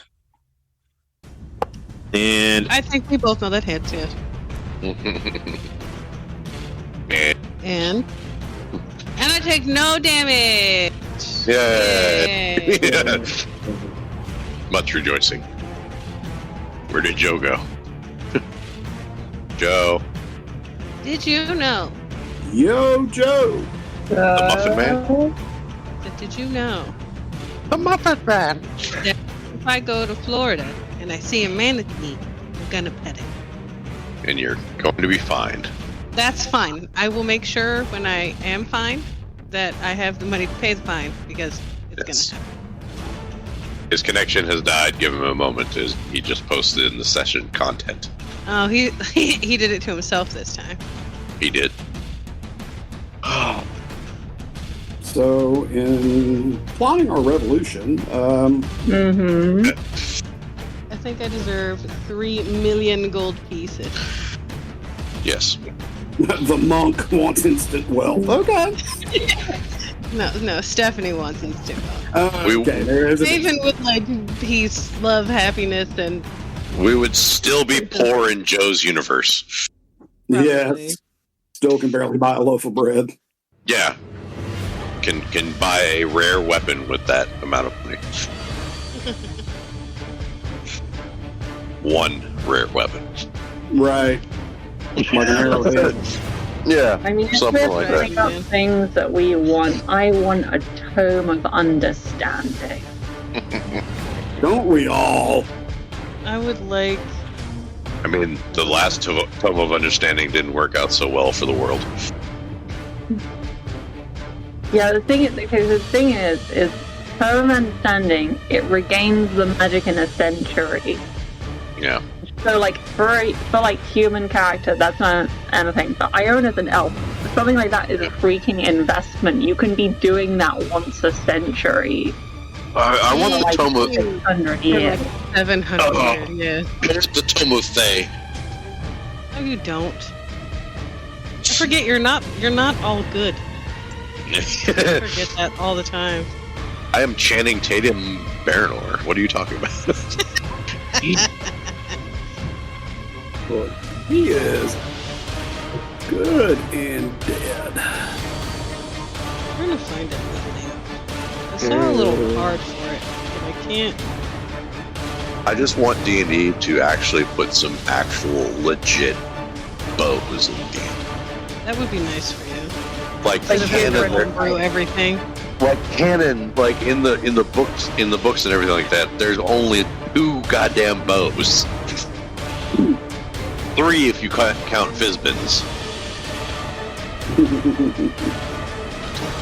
There's swords and mauls and daggers for days, but only 3 magical bows. That seems a bit basic. I'm not gonna. It does. It really does. I swear, fucking Rangers must have done something awful to players in or previous editions that they just get shunned. Done. Yeah. Genuine believe. Like, was Drizzt really that overpowered? No. We don't speak ill of. I'm just hello. Hello, Joe. He has not returned, has he? Sup, No. bruh? He's typing. Yeah. Oh no. Okay, okay. Okay, who wants to relay? I can do that. Okay. He has a He has to type on roll 20 Yeah, we'll until have it's to set type up. For... here for a moment. If anyone would kindly relay what I say for the recording's sake. The Great Hammer does a whopping 24 points of bludgeoning damage to Maven. The Great Axe against Baranor does 19 slashing. I need a strength saving throw from both of you. Please. Rolled incredibly low for damage. Baranor, question. So, roll strength saving throw, sir. An uncanny dodge. I don't know if he can hear us, so uncanny dodge. So that 19 turns into a what is that? 19 would be 9. Hello. Strength save. Oh my goodness. 15. Hang on, I gotta reload my roll 20 all of a sudden here. Yeah, I got bounced off my whole setup, and now I can't use my my regular microphone until I'm reset. So I hope everybody can hear me. Yeah, I can hear you. You're a little distant, but we can hear you. If anything, you're coming in better through this than the other ones. Really? That's Yeah, unsettling. sound is good, but it is clear. It is pretty clear, yeah. All right. Okay. Strength save. Okay. What do we agree on? 9 or 10? I think 10. All right. So I'll drop that down. Strength save it. 24. 22. I already used my reaction for the slow fall. So a strength save of 22 is enough to not have you get thrown back. Cool. I didn't hear what Maven rolled. 15. Higher than that. Oh, I thought it was higher than that. No. I would have to roll. All right, so Maven, go ahead and place yourself 15 feet away from where it is. Okay. Perfect. You may share space if you wish. Welcome back, honey. You're doing great. Did you get that you took 24 points of bludgeoning? I did. Okay. And this thing is, from where it is, it's definitely going to use movement. So, Baranor, since you took damage, I need you to make a dexterity saving throw, as it's going to stomp through your space, and you better hope it don't hit you. Back. How in the fuck? It's a dex saving throw? Yeah, you gotta get out of the way of its feet. I know. I'm seeing if evasion would count for that. I don't think evasion goes towards a saving throw. It is. It is a save. That is exactly. But we normally have like an area of effect. Oh, is it an area I'm not effect? sure if Okay. it's exclusive or not, but that's what I've That's always. Yeah, that's what I'm looking at. Evasion. There it is. Subject to an effect that allows you to make a dex saving throw. Yeah, you take half damage. Yeah. If you take okay. Since you failed, you'll take half of this. Yeah, Okay. no problem. Okay. So you normally would have taken 26 points of damage, but you only take 13 of bludgeoning. You are prone, though. It knocks you on your ass as it stomps. You just barely get out of the way to the point where you dive, but it stomps on your leg and crushes all the bones in your leg, and to the point where you're now laying flat. Oh. Maven, same thing from you. It's going to try to brush past you because it wants to get real close with Ravish. Okie dokie. Well, I'm going to make a nuisance I'm of usually myself. not this forward on a first date. Ravish, as soon as it gets in, 27 is good enough. You are able to dodge out of the way of its feet. Ravish, as soon as it starts getting close to you, you feel that aura drop. And I'm going to need a dexterity saving throw from you as well. Wait. That my aura dropped? Yes. Is it in any way related to your divine connection to your god, like divine magic? I'm trying. I think it's a trait. It's a trait that's given to you by your paladin abilities, right? Yeah, which, I would link that through your divine connection. Yeah, I would say it's divine magic based, and therefore you notice that aura is no more. Well, I'm going to need a dex save from you. all right then. Well, It's continuing into the room. that one. Oh boy. Oh no! I rolled real low, Karish. I rolled real low. Don't worry. You only take 11 points of bludgeoning as it stomps on your foot. All right. Yeah. I'm going to say that Daunt that's going to end its turn. Karish, I'm going to say what I was going to say. Karish, it is your turn. It's going to end its turn right in this room as it kind of pushed past everybody. Okay, so it's still. So it's like right in front of me now. Yes, it currently has its back to you. Currently has its So- back. So interesting point of contention here. I attacked it, so I should drop invisibility. But now I am out of its range, so do I turn back into a badger? Yes, you are technically still a badger. But I am visible now. You would be visible, yes. That is a good point. All right. So This is the weirdest day Baranor's ever had. yeah. No This doubt. is the weirdest. I just feel like Baranor has gone harder than this. Is Badger as weird as it's gotten?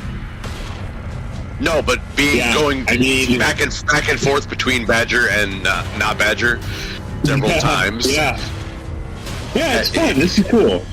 has been a weird experience. Yeah. Has it been the weirdest thing Baron's ever done? No. It's the weirdest thing today? Maybe. It's definitely up there. It's the weirdest thing you've ever done as a different creature. While sober. Yeah. Yeah. Again, Baranor's Right. never been as small as a Badger, I would say you're definitely getting like nausea from going up and down in size. All right. Kravish, like I said, it's your turn. Okay, and his back is to me, so I'm gonna back up 15 feet. All right, your aura returns. Okay, and now I'm going to use my action, as I had mentioned before. I'm going to cast Dispel Magic at 7th level on him. Try Okay. to see if I can cancel whatever this anti-magic shield effect he has. Okay. Is that a roll? Is that 7th level, you said? 7th level. Okay, so I doubt I have to even roll. if the spell is level 7 or below, it dispels. It instantly dispels, right? Yep. Okay, I need to do a little bit of research on a spell. Let me see what it is. Yeah, I guess we'd have to wait because this could either be really fast or really short.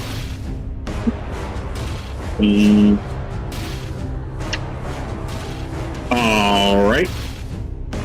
What level is that? Okay. So, all right. You feel the energy from your hand leave, and being that this is a sight spell, I don't believe it's touch. That's 120-foot range. Yeah. Take that tab off then. All right. Okay, so I'm going to say this, Karish.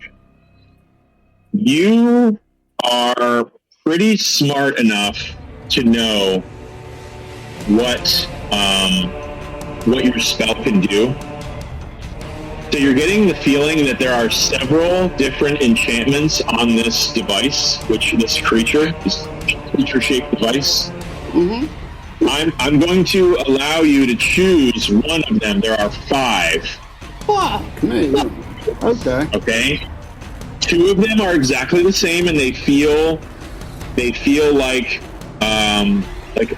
animate object that allows a certain part of its body to work. Mm-hmm. And one of them is its core, and its core is a significantly higher level than that.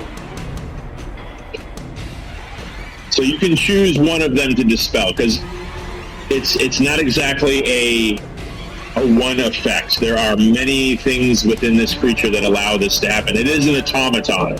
It's not just a creature made of one magic spell. Okay, so the ability to drop its anti-magic shell is not an option.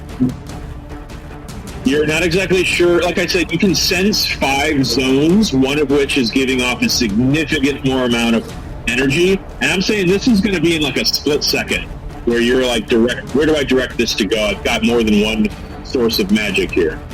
Okay. Also, is there Like like I a said, thing? yeah, one of the 4 that are weaker, you can drop that right now. Okay, if you want to drop the more powerful one, I think you have to roll, right? Yeah, if for each spell, since I cast this at level 7, if it's 8 or higher, I have to make an ability check using my spellcasting ability, DC 10 plus that spell's level. Right. So, I'm going to cause one of its legs to stop functioning. Okay. I can't give you a leg specifically. I'm going to need you to roll a d4. If you roll a 3 or a 4, then your spell will land on what you would assume would be a leg. Okay, so just a random limb that will go out. Okay. Roll a 3. Okay. So you notice one of its legs kind of crumble, and you can hear something inside clicking on its leg, and it's click, click, click, click, and it's starting to slow until it stops, and this creature leans down and uses its axe to kind of lean down. It like pushes its axe into the ground and hold itself up, and it just kind of it looks like it's getting ready to turn around. Okay, so that's my action. My bonus action. Let's see. Paranor, are you good right now? Oh, man. Annie, I'm so sorry. You're not even in the damn turn order. You're good. Okay, cool. Maven, are you within reach? Or have you been swung halfway? Oh, no, you're too far. So I will use my bonus action to impart a die of bardic inspiration to Maven. Thank you. Welcome. You got this, boo. I'm gonna do my best. It's hard to hit. All right, and I'm gonna look out the window. It's like, you guys want to join us? Y'all like, nah, we good. All right. Don't know what the problem was, but wasn't even in the turn order, and he was first. So I'm going to give you a chance to do something right now. Well, was waiting out in the hall because anti-magic plus wizard. Not. What? Gee, why? So it's okay. Wasn't gonna do nothing anyway. He's like, nah, this is a problem for somebody less squishy. Someone who can hit it? You could throw a rock. Yeah, even that. My strength's like -1. So even if I do throw a rock, you might hit someone else. to me, and I don't want to get murdered. Yeah, it's probably for the best. All right. Well, that leaves Iona Okay. with Dawn after you. Am I theoretically able to get through the gap, or is it just not gonna work? No, if anything, it's even more obstructed. It looks like maybe maybe the honey badger form might have a little trouble now. It's sort of collapsed since this thing ran into it 3 times. I will say that Dawn is going to look at you, and he's going to look at Luna, and he's going to say, hey, listen, I can get one of you into that room with me. If you let me go before you, I can make it work. Okay, And he's going to hold out his hands. Yeah, okay, I'll move up next to him, but before he takes us, because that's going to be right after this, based on the way I've seen magic and magic items react around this thing, is my Sunblade going to be functional? Because there's no, like, solid part under the Sunblade, it's all just a line of magic. So, based on what I've seen with Soul Knight... You're saying it's made of magic? Yeah, the Sunblade is the hilt, and then I can will a blade into existence. Oh, I see. I mean, you would guess that since it's a magical artifact, it probably wouldn't function Okay. with this thing, at least near it. Mm-hmm. Yeah. I am gonna switch out my Sunblade for my silvered longsword, because that is at least not gonna let me down. Okay. Your silvered longsword retains its silvered ability, even if it's in an anti-magic field. Okay, and then because I still, I kind of actually have my action, essentially. I can. Yeah, Tom's just asking if you'll let him go first, and he'll buzz you guys through the door. So yeah, he can buzz me through the door on his hasn't got my action. I may as well help the others, so I am going to fairy fire this thing, because I'm just about within range to do it. And it may be that it's dex too good, but I'll try. So, dex saving throw from the construct. Well, are you saying you want to do that before you go in the room? Yeah, before. I can do it from here. Alright. I just need to check something. Oh, damn it. It has some weird immunity then. Well, at least I'll know it has a weird immunity. 20-foot cube within range. It's gonna be like this, and that range is... Okay, so I'll make that. But I will say, I mean, you've probably used this enough times to know that whatever you've got, whatever is within the inside of that cube, it gets highlighted by the fairy fire, and this cube is now illuminated by fairy fire, but it doesn't look like anything is happening to this creature. This probably should be bigger.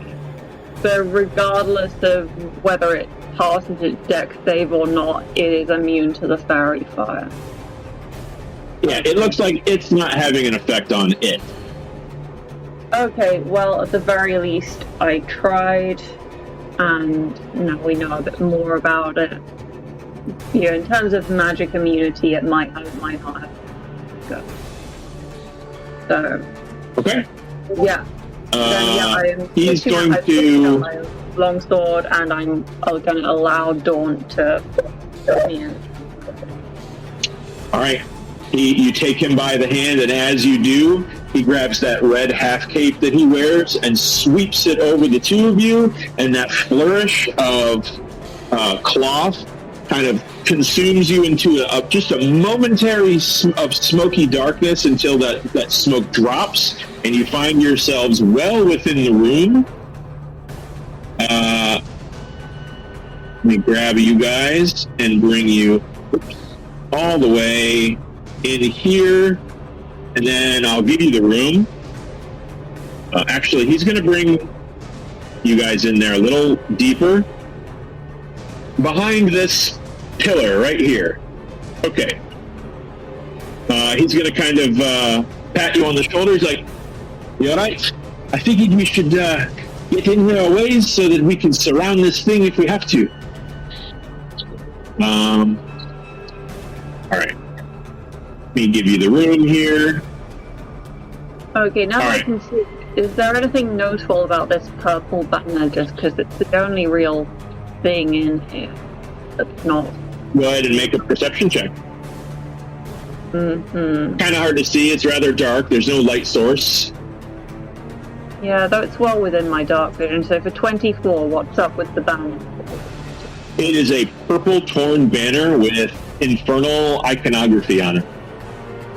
You're not exactly sure what it says. It's heavily, heavily damaged. Hmm. Is the iconography similar to anything on the construct? Construct's too far away for you to tell that, plus it's moving. Really? I've been looking at it and it's, well, I guess it has been moving. Okay. Be a plan could totally fail. I'll think about it. All right. Anyway. This creature, did you want to do anything? Did you have a bonus action or any movement that you wanted to use? I got a little movement, but not enough to get me to the banner.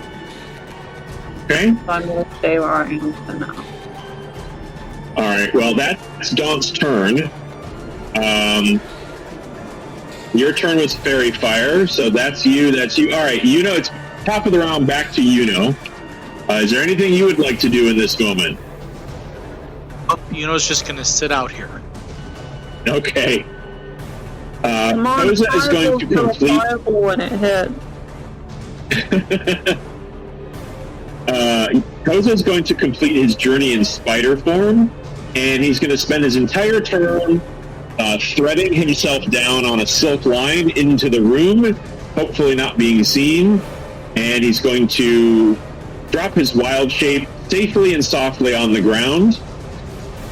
And let me just... he's definitely going to get his spiritual weapon out just because he can, so why waste it? You watch it vanish when it gets too close to him?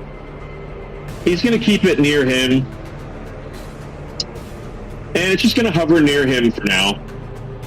But that's going to end his turn. Maven. Or sorry.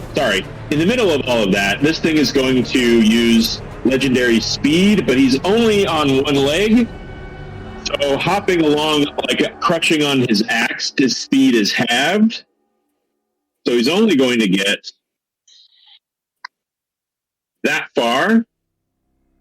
And just for observational sake, you notice that as this thing passes through this fairy fire cloud, it seems to kind of waft away from him like he repels it. But there it is. Maven, it is your turn. Okie doke.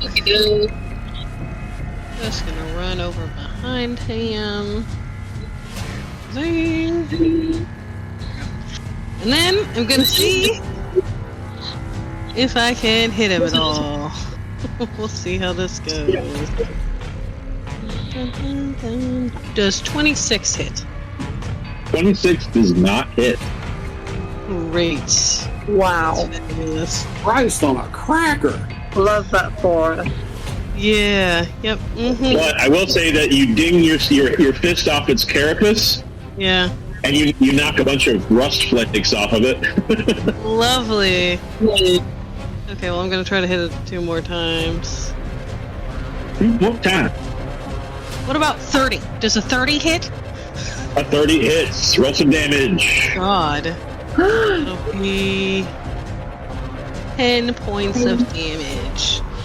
All right, yeah, you finally strike it, and as soon as you strike it, you hear this like rattling on the inside, like you really actually rung its bell, and you like momentarily disrupt some like mechanism inside. Like there's like a rattling sound that you see this thing kind of like twist its torso a little and like lock something back into place, and that rattling sound goes away. But yeah, you hit it pretty hard. Okay, wonderful. I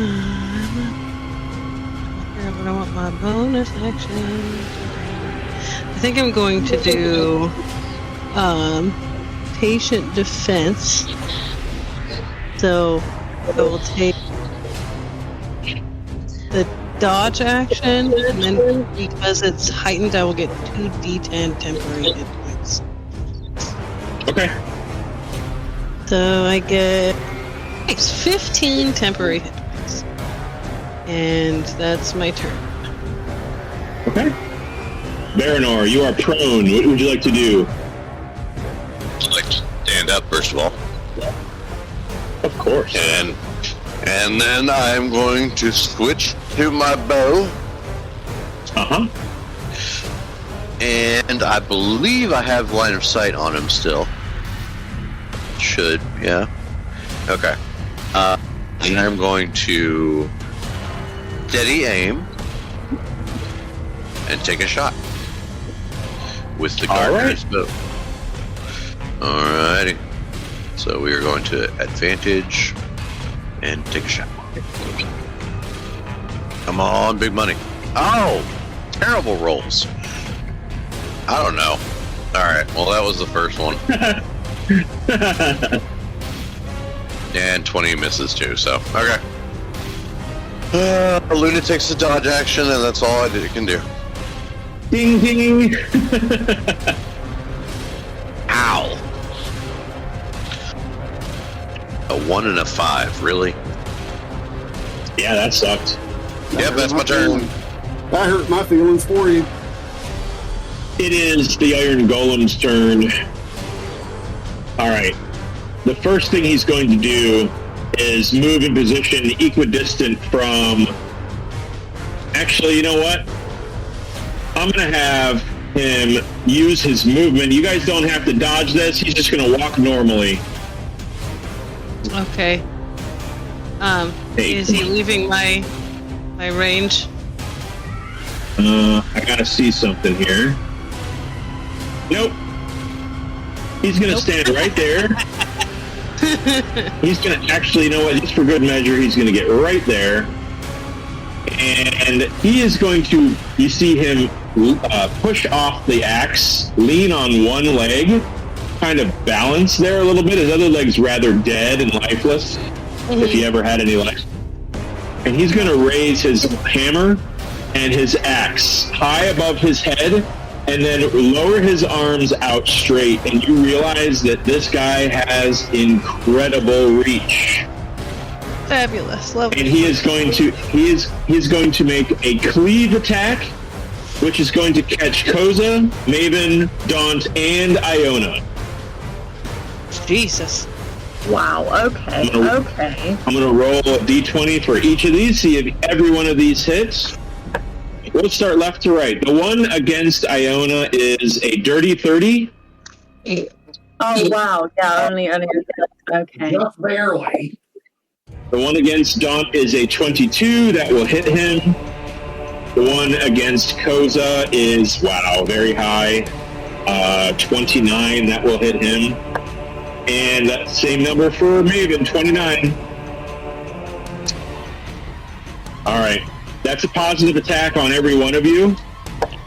You're all going to take 21 points of bludgeoning and slashing damage. Not 21 of each, but you're getting hit with both weapons for that amount total. 21 points.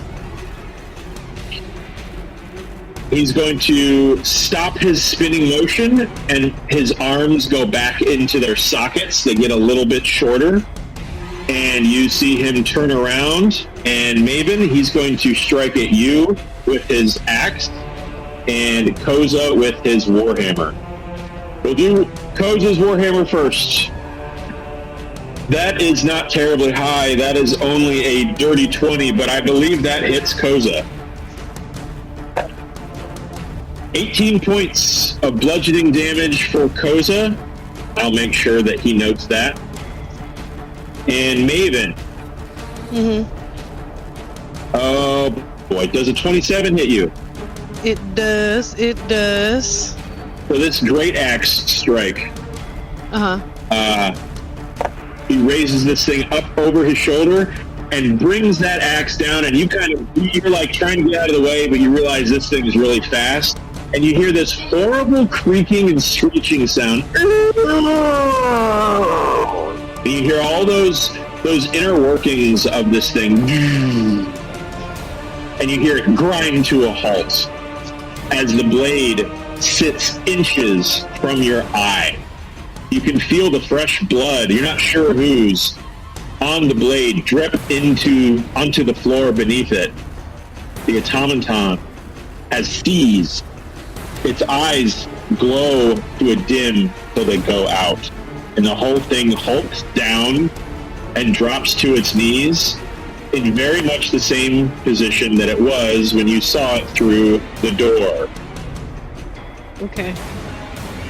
And as you all sort of sit there, reeling from all of that, we're going to take a little break and let everybody catch their breath. Okie doke. Little break, we'll make it quick. We'll come back here at 4:30 Eastern Standard Time, and it sounds like everybody can hear me pretty good, right? Yeah. Yeah. I think I'll just keep this set up the way it is instead of going to the other one, so. All right, okay. Yeah, let's meet back here in about 12 minutes, and we will see what happens after all this. All right? All right. Okie doke.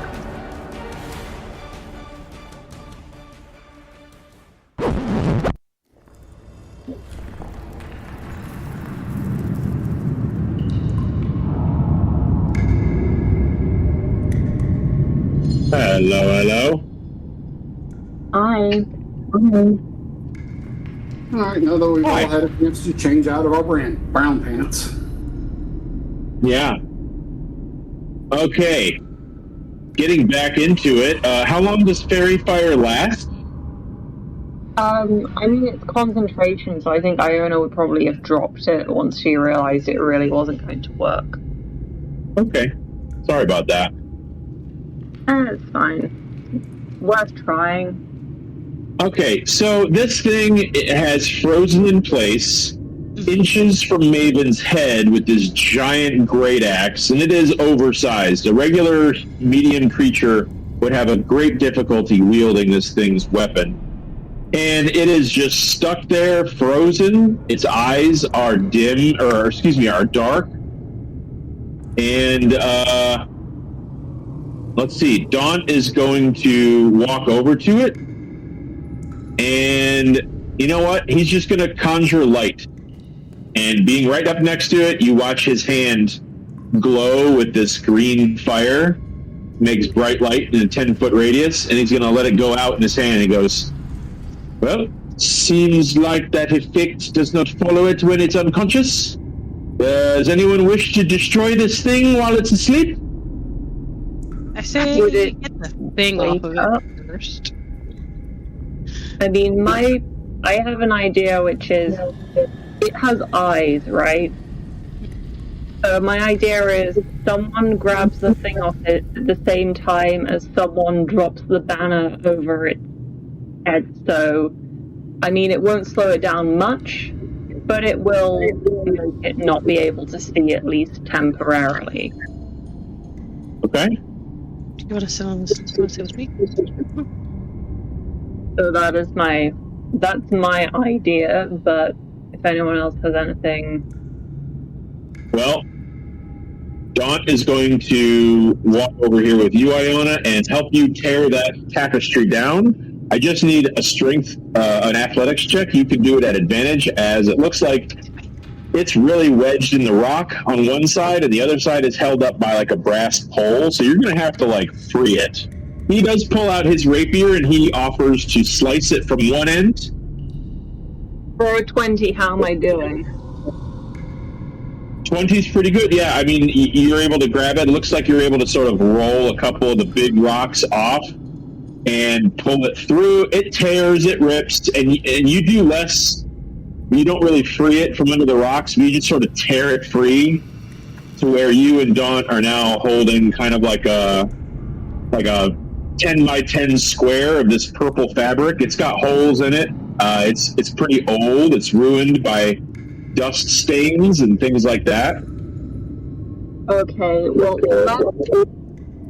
drop it over its head at the same time as someone else grabs the thing. So who's doing the grabbing? Somebody stronger than Maven, which is not difficult. I mean, mine's a 14. You guys are all thinking simultaneously. I mean, should have recruited a barbarian. Yeah. Well, give it a whirl. What is it that I'm asking? What is it that you're asking me to do again? To get the thing off its belt. It's not its belt, it's wedged in its back. Okay, get the thing out of its back. You guys kind of thought it was in its belt because you figured it was a weapon, but it was crouched at the time. You didn't really get a good angle on it. It's definitely like the size of your arm, and it's sticking out of its back at a weird, funny angle. Okay. Yeah, I'll do it. I am going to, as I get up there, I'm going to kind of spit on both hands. I am going to cast Enhance Ability to myself to give me advantage on any strength-based ability checks. Okay. You do enjoy the benefits of that spell. This close to it. Are you right up on it, or are you doing that before you walk to it? I said, are you walking up to it? I'm right up on him, yeah. Oh, okay. All right, and so is it an athletics check? Is it a strength save? What is it that you're having me do? It is an athletics check to see if you can dislodge it. It is jammed in between its back shoulder plate. Okay. I will also cast guidance on myself because I'm going to need every little iota I can get. It's a 14 plus 4, 18. 18 is not enough to pull it free. You climb up on its back. You dig your claws into this thing, this weird bony protrusion. You get a slightly better grip around it as you have larger hands than Maven had. And you start to you feel yourself pull it and loosen it by like a quarter of an inch, just in time for everything on this automaton to turn back on. It starts to scream in infernal and swing free and hit its axe on the floor and embed it in the stone as it was fully prepared to continue that attack towards Maven's head. And suddenly it just blinked back into action, slams it back down. You hear it shut down once again with a creaking scrape of rusty metal on metal. It crawls to a halt again. What the fuck? Okay, so we would have thrown the tapestry on Kravish's first attempt, so it does at least have covering its head. So yes, right now you have dropped it on there, and it just kind of spun around halfway around with now this tapestry on its head, and it is now not moving. Okay, I'm gonna walk over here for whatever the hell it chooses to do next, and if it comes back online, and I'm gonna pick up a rock, and if it starts moving again for more than a few seconds, I'm going to throw the rock. Okay. It's turning into that kind of a day. This is what it takes for Iona to start throwing rocks at things. This is kind of reminiscent of that scene in Frozen when Anna threw the snowball at Marshmallow. Yes. Yep. I will say that for a brief moment, Kravish, your aura flickered off, and for a brief moment, you all noticed that Koza's spiritual weapon just went invisible for a second and then came back. Just Actually, putting that out there. I have a thought as Actually, no, Kravish's aura would do it as well, so don't worry. I was thinking about an early warning system for it coming back online, but I think we'll all know. I think we'll all know when it's powered back up. Probably. All right. Well, Kravish, you tried. Iona, you tried. Daunt helped you. You're still outside this room. Is there anything you would like to do? It seems like the danger may have passed for now. I'm going to cautiously step closer to the room, but not quite in it yet. Well, you can't get in it because the door is jammed with this giant pillar. You can see into the room, though. And as you've seen, you can dimension door through it. But going through the door, probably not an option unless you get real creative. Let's see. Koza, you know what? Koza's going to hit it. He's going to hit the damn thing with his Moonglaive. And he's going to try and knock the thing free. He's going to say, all right, just, I don't know, ready, I'm going to physical attack or something if this thing switches on while I do this, but I'm pretty strong, so let me see what I can do here.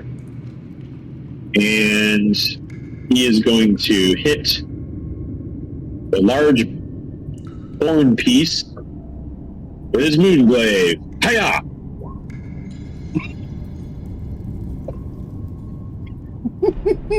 Wow. Dear Lord. I'm gonna suggest to Koza that the spiritual weapon does force damage, right?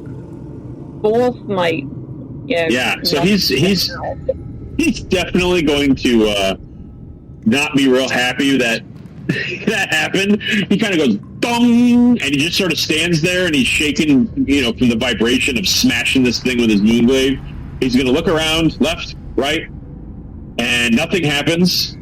So he's going to kind of like back up a little. He goes, okay, it doesn't look like it's attacking me from moving out of its melee range. Okay. He's going to use his bonus action to move his spiritual weapon up and take Iona's advice. And he's going to try it again. Let's see. I think I got to go to his spells. Oh, he doesn't have it. Oh, yeah, he does. No, he doesn't. Oh, shit. All right. His sheet's all different. 1 second. All right. I'm just going to do this. Okay. All right. So Koza hits it with the spiritual weapon, and you see that large bony thing sticking out of its back dislodge about 5 inches, and now it looks like he made it move, and you can kind of hear things on the inside of this creature start to like click, click, click, click, click, whoop, whoop. Like things are starting to. There's you almost hear like a little arcane spark inside, like starting a little motor that is like having trouble making a connection. And you just hear him say, all right, pull on it. Looks like it's easier now. Let's go.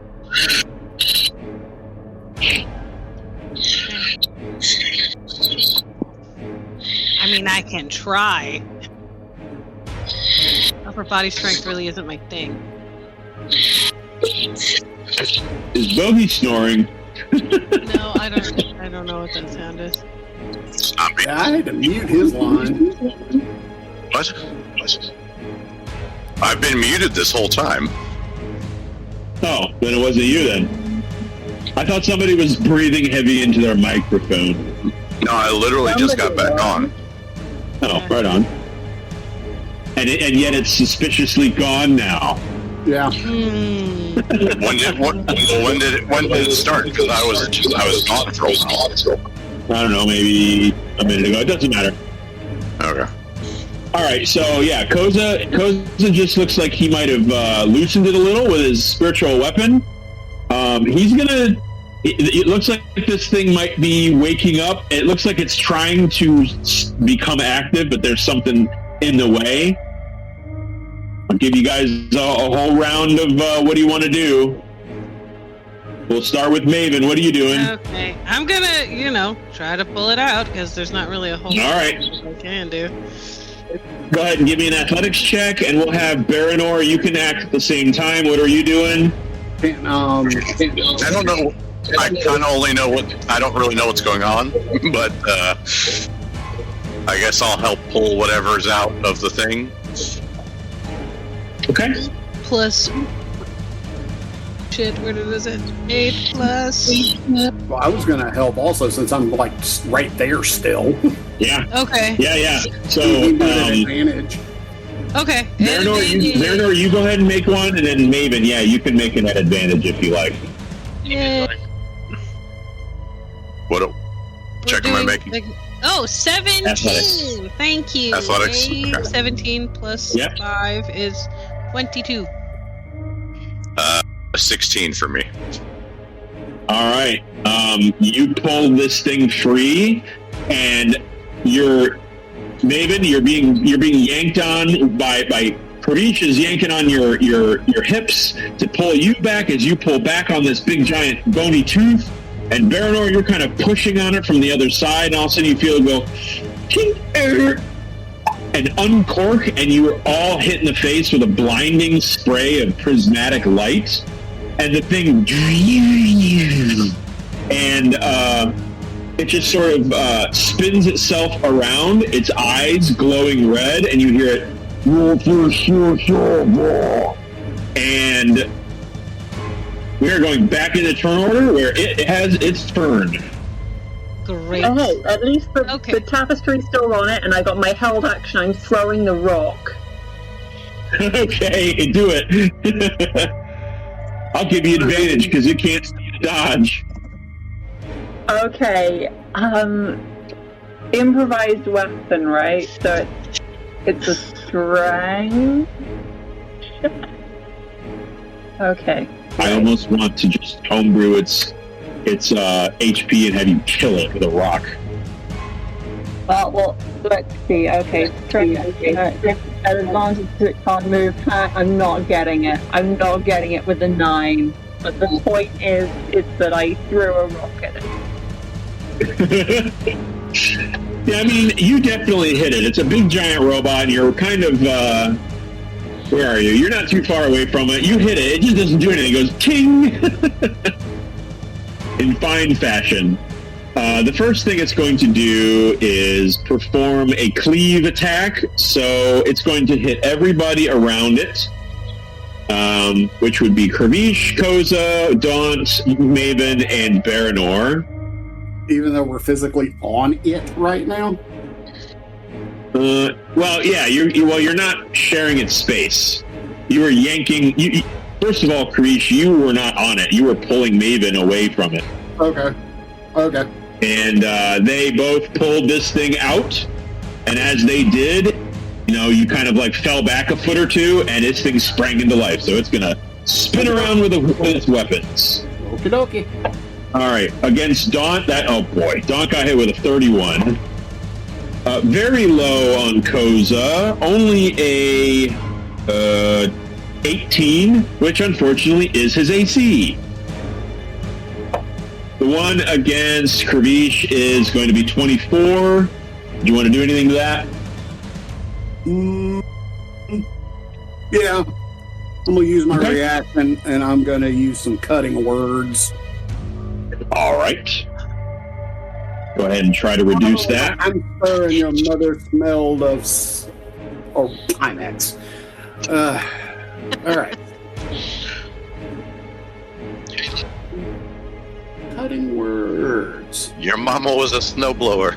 Elizabeth, your mama was a snowblower. Oh, what a great reference. Yep. What is cutting words? Is that an ability? That's psychic damage, right? No. Cutting words. When a creature that you see within 60 feet makes a damage roll or succeeds on an ability check or attack roll, you can expend one use of Bardic Inspiration, roll the Bardic Inspiration die, and subtract the number rolled from the creature's roll. I rolled a 10. Yes. Nice. That movie is older than half this group. Yeah. Not by much. So that 24 he rolled became a 14. Yeah. Whoa. More than half this group, actually. Yeah. It's older than me and Steph, so. I'm going to say that you succeed in... You say what you say, and then you hop over its axe. Like jump rope. Yeah, it just so happened to work. It doesn't mean you got him upset. All right, so one against Valandiir. Did I already go that one? No, that's going to be a dirty 20. Had my bow out last, so that hits. All right. Boo! And Maven, my dear, I just rolled a natural 20. Oh, fun. Okay. And I just Lovely. used my reaction, so I can't silvery barbs it. It's okay. I'll be fine. This is great. This is great. It's fine. She's made of hip. Daunt's getting hit for 11 points of slashing and bludgeoning against Daunt. Koza got hit as well, only just. And he got 21 points first, and that's I rolled really low. That's another 9. 9. No, excuse me. No, that was not a 9 there. That was not a 6. That was a 9. So that's going to be 12 points of bludgeoning and slashing against him. Valandiir rolled horribly low against you. That's 4 points of bludgeoning and slashing. And Maven, you get 2. Yes. Which barely grazed you. Maven, you're going to double 13 points. That's 26 points of bludgeoning and slashing against you. I would like to redirect attack. Yeah. There we go. Dope monk shit. So 6. So that negates 27 points of that. So I then would like to expend a key point, and he needs to make a dex save of 17. With his glorious +2. That's a 13. Perfect. He takes 17 points of his own damage. Yeah, you I quite take literally nothing. jump onto his axe and kick it away in a way that it bends his elbow in a funny direction, and you actually cave in part of his breastplate with his own axe. And since he's only got one working leg, he's going to teeter back, and he's going to use up his last 2 attacks, trying not to topple over. Okay. I like it. That's actually going to end his turn. Kravish, the toothy object is lying at Valandiir, yours, and Maven's feet, and this creature is rampaging through the room again. All right. Well. All right. So, let's see. Dimension door. All right, guys. This is either going to work spectacularly, or I'll say lovely words at your funeral. I am going to pick that up, and then I am going to dimension door again. Right over to where the statue is, or to where the center face is. Okay. Okay. Who are you grabbing with you said? I said the spiky-looking device that was in his back. Okay. All right. So you are outside the room? Yeah, I am dimension dooring out of here. Okay. With that. All right. To here. And now I am scanning to look like see if this looks like a tooth or a horn. I'm going to say you have the presence of mind of knowing you're going to have to get away from this thing before your spell will work. Okay? Oh, it still has the field up? Oh, yeah. Okay, well then I move back 15 feet. All right, he's going to take a swipe at you. Swipey for a 25. Mm-hmm. And he's only going to do 10 points of slashing and bludgeoning damage on your way out. Okay. Little parting gift. All right. Koza's spiritual weapon has disappeared, by the way. Okay. All right. You are outside the room. Mm-hmm. Did you want to do anything else? Yeah, well, I'm trying to see if this is a piece of the horn or if this is the fang.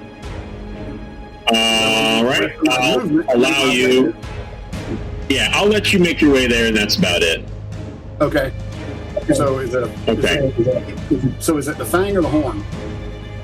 I'll say from where you're sitting, this thing does not fit in the mouth. Okay, so I'm gonna. So I will hot foot it over here to. So I got 15 feet left. So I'm going to use that 15 feet to go this way. Okay. Iona, it is your turn. Okay, yeah, I'm not dealing with this anymore. We've got what we needed. I hope the others can get out okay. I do not want to see them die, but also I am not really dealing with this anymore. So I'm going to click my boots together and I'm going to go over here. Okay. Your boots bring you wistfully through the holes in the door. And for the next minute, right, you're a column of smoke? Or is it like two rounds or something like that? I can't remember the time actually. I'm sure I've got it written down somewhere. Yeah, I've got it in here somewhere. Okay, yeah, I've got it. I've got the time. So, shrouded in smoke until the start of the next turn. Any attack made against in this state will be at disadvantage. But that's probably not going to. It's probably not going to get me, at least from here.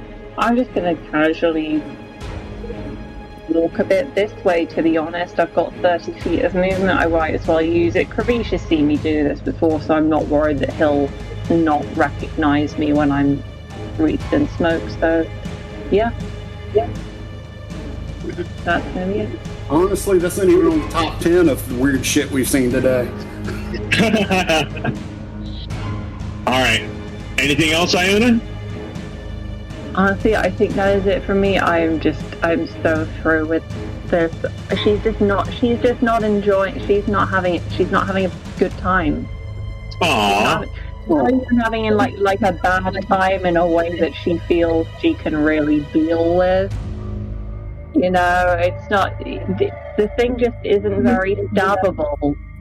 It's very stabbable. I mean, you get the feeling with your frustration with this, you get the feeling it's probably by design. Mm-hmm. Yeah. I mean, I would think that the engineer that created this thing appreciates your frustration. Yeah, this is clearly just something that he's putting us through to be annoying. He did not need to do any of this. So we're just having to go through it, and we don't even need to be doing it. It's just because. Oh yeah, we're all thinking he's a punk ass bitch, but. Sorry. All right. Well, as you wallow in your disappointment with the turn of events, Dawn is going to.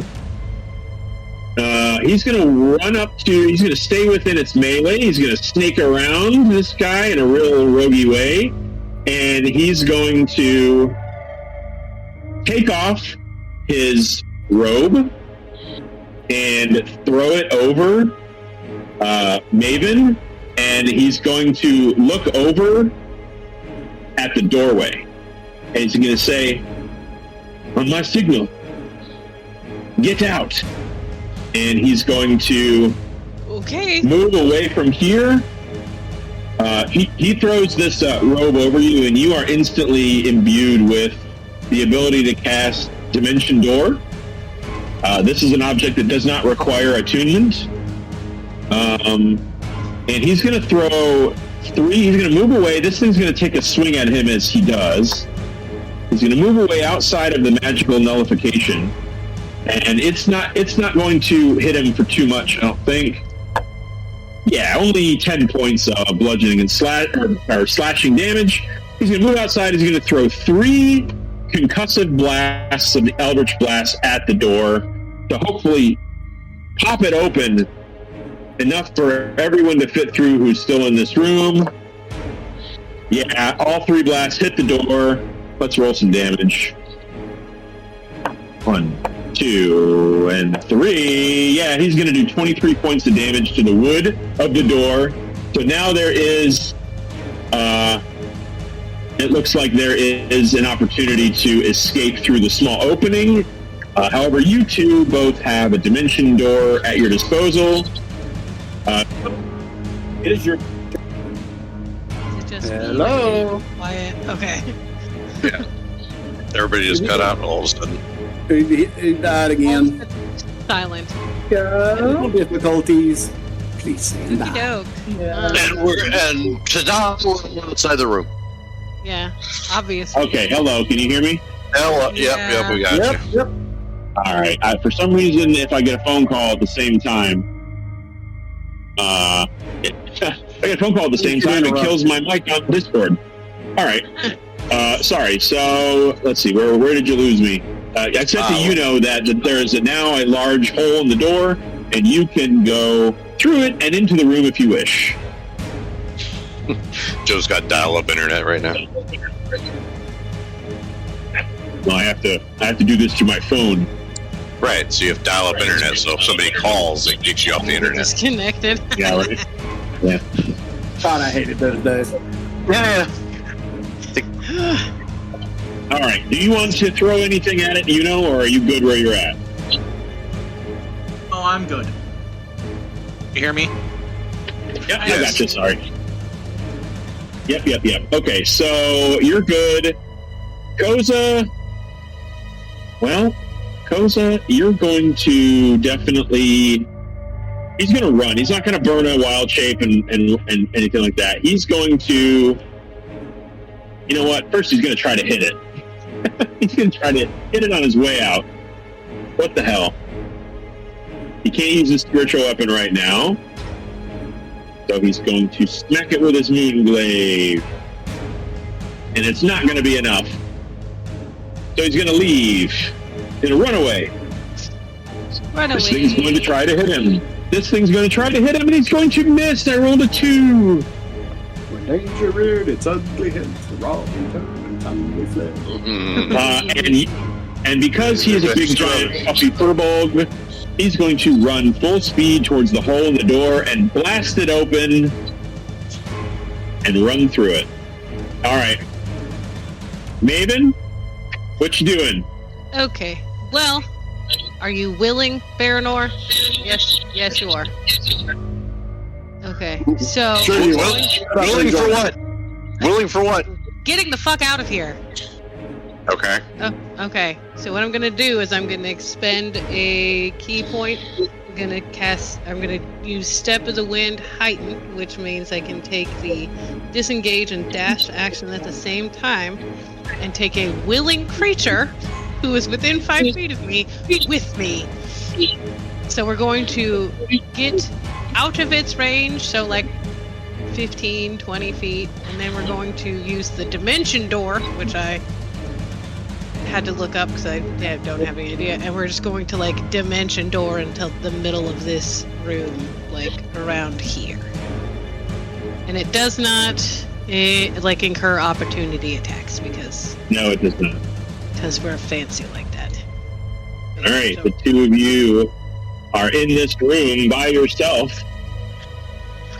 as is everyone else. All you see through the doorway is dust. You can't see in there. You hear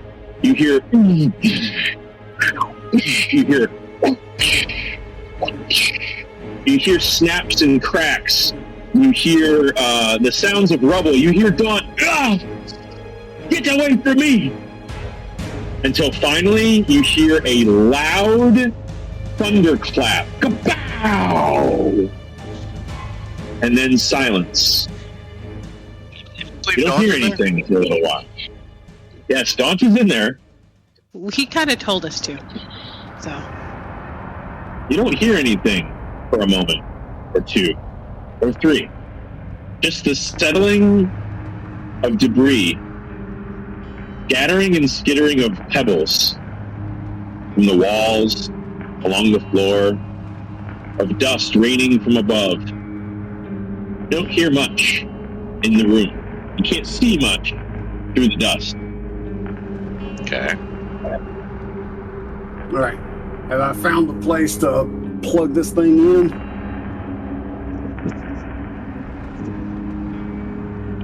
Yeah, I will say that with a little bit of passive wisdom, you're able to tell that this is probably where that goes. Mm-hmm. We're still on the clock here, so I'll go ahead and head up here and lock that bad boy in. You spiral it into place with a click, and you can now see where the mechanical, like it looks organic. It looks like a piece of bone, but it eventually towards the end shifts into something mechanical with straight edges and almost a geared fashion. And you rotate this into place and screw it tightly. You hear a click and a clunk deep under the face somewhere. I'll say, Baranor, Maven, and Koza, you can all hear in the room grunting.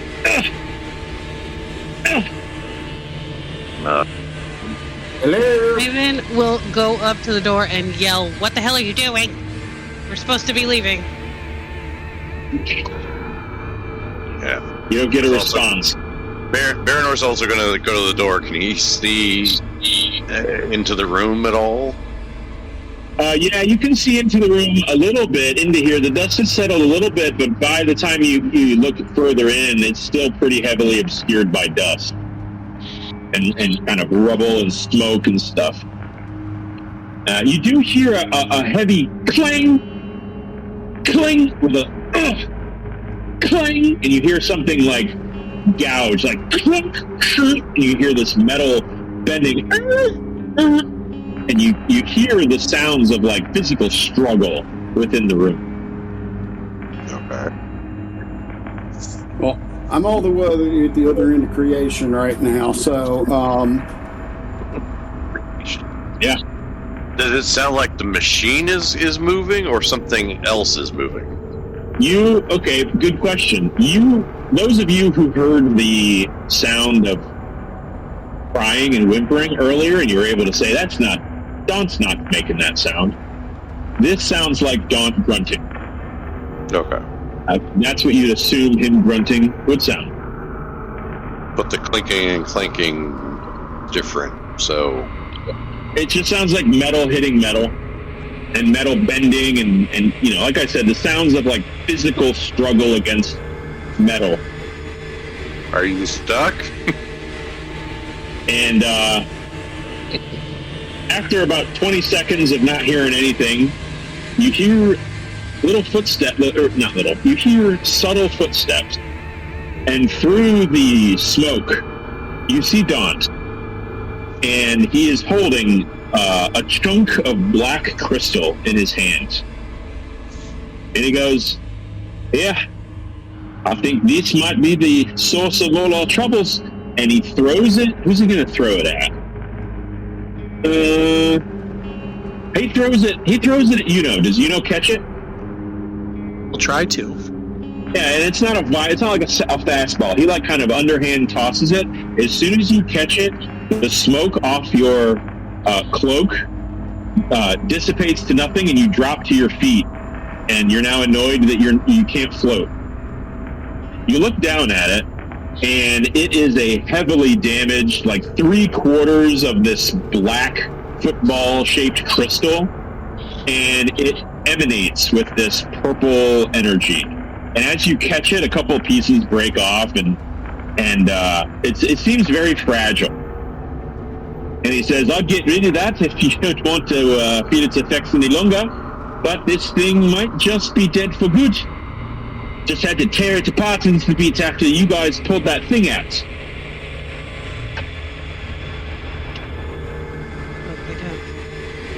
And you don't hear any more movement inside or noise or anything. He says, "Let's say we find the rest of these things and get out of here.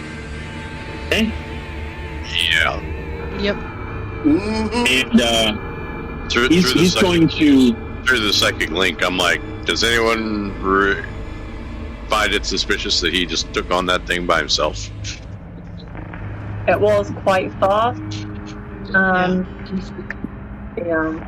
But saying that we do have to get this open, someone's got to get the peg leg, and then we've got to find the other one. I mean, we have the peg leg, but what does the peg leg do?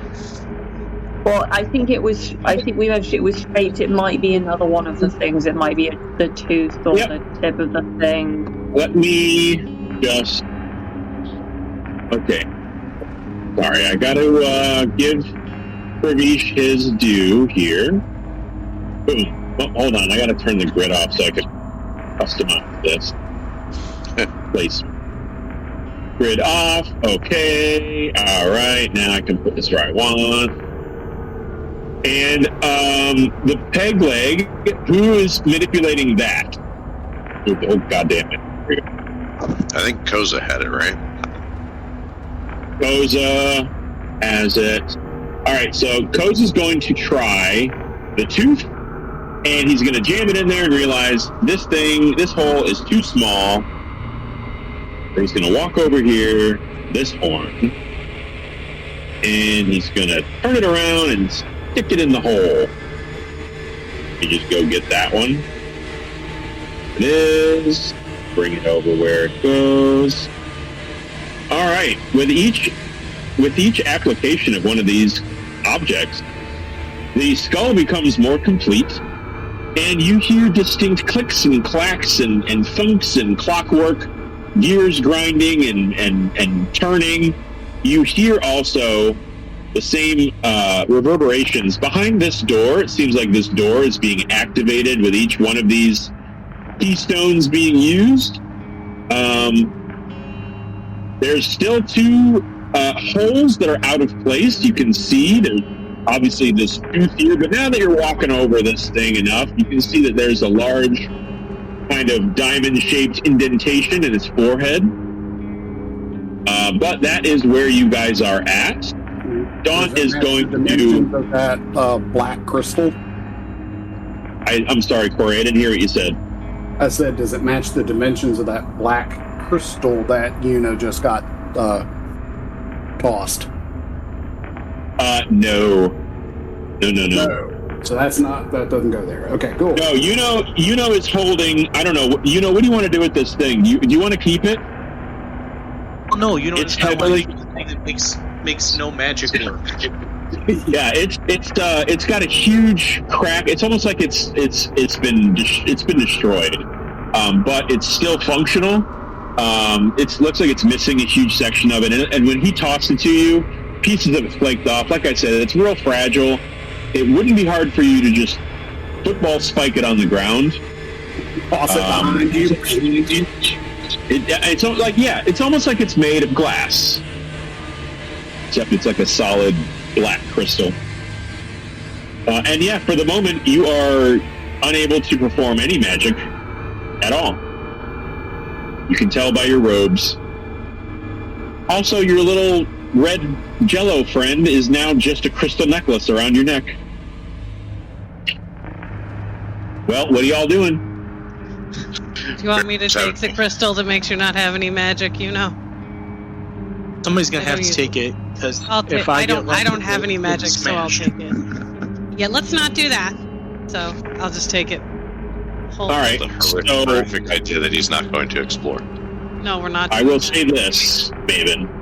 As you hold it, I'm guessing you're near Kravish. Probably. I don't think I moved myself, but yeah. All right, so Kravish, as Maven takes it from and walks over to Kravish, your aura disappears within 15 feet of her. Okay. Well, I'll just stay over here. I'll just walk in front of me. I'd say toss that sucker and see how well you can throw it against the wall. She just looks at you. I'm serious. Go on.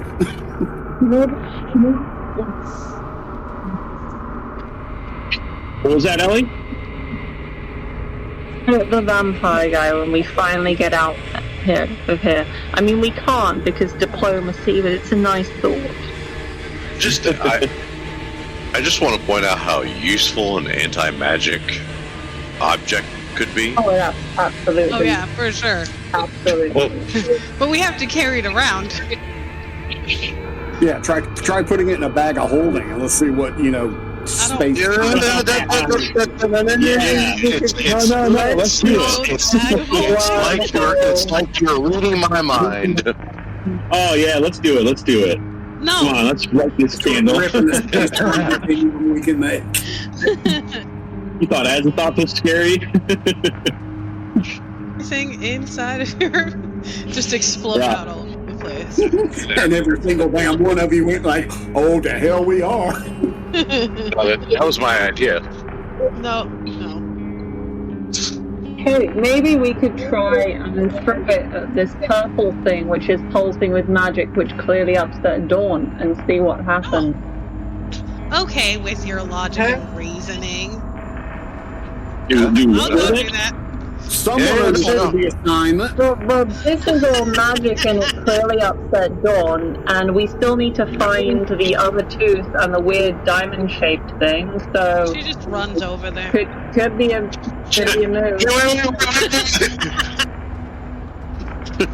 Feeling a little reckless All right. today.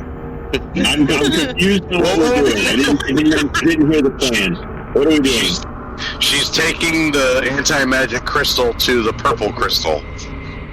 Oh, okay. Just to It see goes what out. happens. It goes out? Oh, It goes out. It goes completely inert. yeah. Wonderful. That I'm just sounds gonna Let put me it on give you the- this. Yeah, I'm gonna give you put it this on the room. desk. We'll give you the It's room. a purple There you crystal with go. diamonds on the It's a big crystal. We're not going to be scared of the crystal if it doesn't. If it's not shining, it can't hurt us. That's good logic. Leave it in, yeah. I'm just gonna And like otherwise, push we it tell ourselves. Yes, on the desk. I would like to Yeah. search the. I would like to search the room. Okay. There are tomes that are pretty much all in Infernal. Books. Yeah. Lots of books. There are magical devices in here, which are, just give me a second. Or wait, you put it like here. Right? So, okay, everything inside of this circle is inert. So everything out here, there's little magical artifacts and gizmos and gadgets and doodads all along on benches and stuff. There's a spinning golden gyro globe that is sort of slowly spinning in different directions. There is a map with little traces of lines that go from place to place. You don't recognize any of it. And yeah, there's tomes, and none of you are really able to comprehend anything going on in any of the books without help. Yeah. Well, I am going to take 10 minutes for a ritual, and I'm going to cast Comprehend Languages. As long as you're standing away from the thingy. As long as I'm standing away from the magic no work no more crystal. Okay. Maven, I'm going to say this. Even though you're cradling this thing, when you put it down on the desk, even just setting it down, like the edges of it, kind of in like a broken glass way, kind of grinded away, like bits of it in like a sand form, and like it kind of damaged the edges of it. Okay. Very fragile and broken. It's fragile. Yeah. Must be Italian. Must Yep. be Italian. Daunt's just going to kind of hang around. You can see where Daunt is. He's just going to kind of hang around the skull and just sort of wander around it. Okay, what do you want to read, Kravish? Because the books that you find, it's a lot of magical history.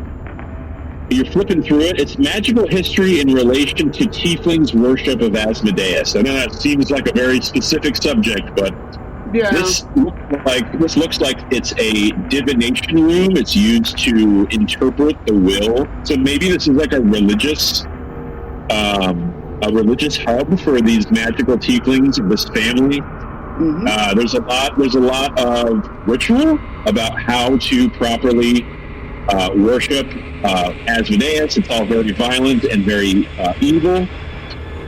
There's a lot of things in here about magical binding contracts, and there's a lot of stories about successful contracts and unsuccessful contracts, ways to oblige the will of the devils without damning yourself in the process, at least trying not to.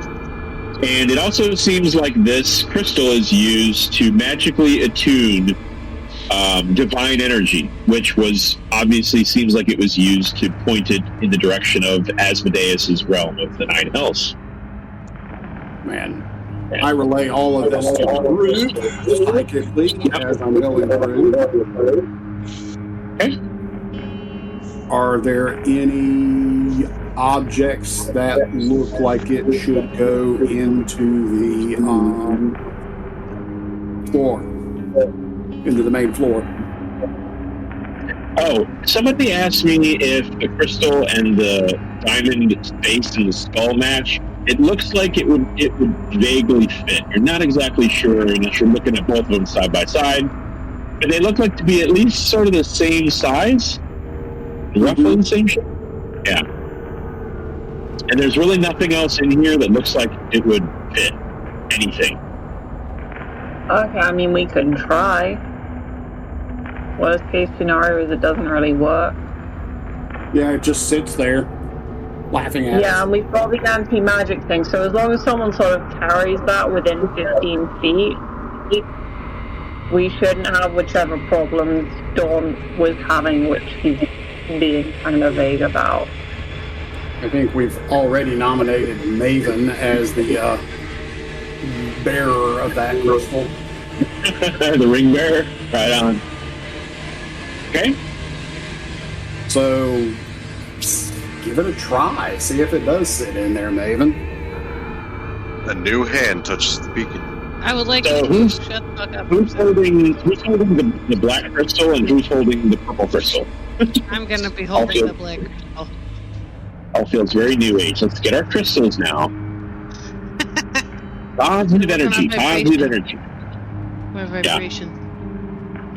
Koza will volunteer to pick up the big giant crystal Yeah. because he's big and strong, and he's all right. So he's got it on his shoulder, and he's like, all right, it's not terribly heavy, but it's not light either. So where am I taking it? And he's going to turn around like with almost like a big 4x4, and he's going to spin around real fast, and a couple of them you have to duck. All right, where am I going? Let's go. All right. Are you leading him, Maven? Yep. All right. I'll walk In tandem, within 10 to 15 feet of each other, you walk back into the room. Oh, I just changed everything. How could you? There. Okay. Let me grab Koza. Put him next to Dawn. Dawn is going to stand right over here, kind of surround this area with Koza, Maven, and Koza is going to turn around and place the crystal directly in the slot on this thing's forehead. Wonderful. I don't have a token to make the crystal look like it's not in that room, so I'm just gonna shut the room. Okay. Incidentally, the prison and the sacrificial cultured room, all of the rooms you've been into, you've had to retrieve your little bladed key, and the door shuts and locks behind you. So everyone has their little keys, and all those doors are shut. The only one that's still open is the robot room, as that door is broken. Okay, I mean, And the last two's got to be up here, right? Daunt's going to take some steps back and say, all right, do we want to see what happens? He's going to back up. And he's going to be like, do we want to see what happens if we remove the negating crystal from the big one? Maybe it'll unlock something? We'll see. I mean, we're still down at 2, so maybe wait Yep. till we can check out the last room and then... I concur. Ellie, you want to say that again? You got a little muffled. We're still down a 2, so we might want to Just leave the crystal there. leave the crystal there, check out the final room, see if the last tooth is in there, and then remove the negative crystal and see what will happen. I like it. Let's go. I like it too. Okay. Alrighty. What are we Whose seeing? crystal, or not crystal, whose blade key is going in this door? I've still got mine. I'll use mine. Okay. This door unlocks the same as the others. I think some of us are in the purple room. Oh, How could you? get out. Okay.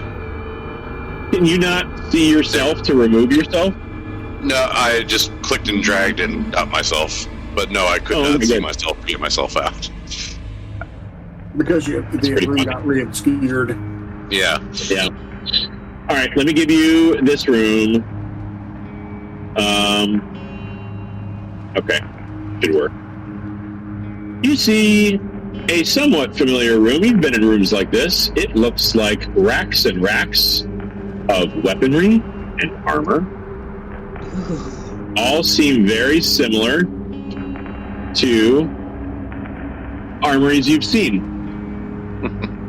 There are racks of spears, swords, armor. There is a big, familiar-looking devilish face on the carpeted floor. Let's see. I'm going to have Daunt just kind of hang out over here. Do it Cover. It looks like he got hurt in that fight, so he's kind of patching himself up. He's a little busy doing it. What was that question? Do any weapons look particularly tooth-like? All right. Does anybody have a passive perception lower than 17? Lower than 17? I don't think Well, so. Probably I would have the lowest. Oh, that's at the duck. Yeah. Must be nice.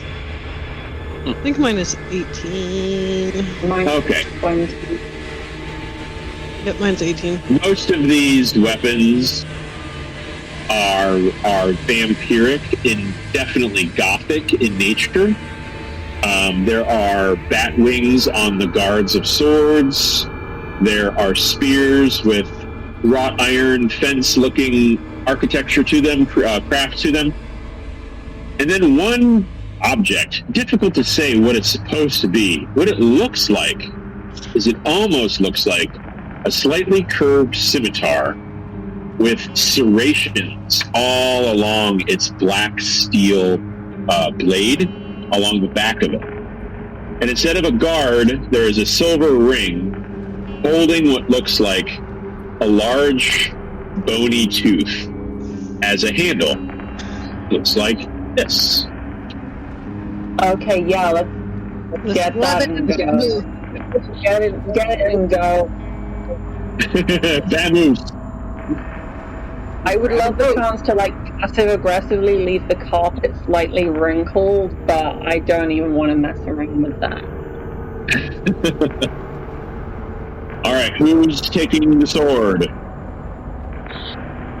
I'll take it. All right.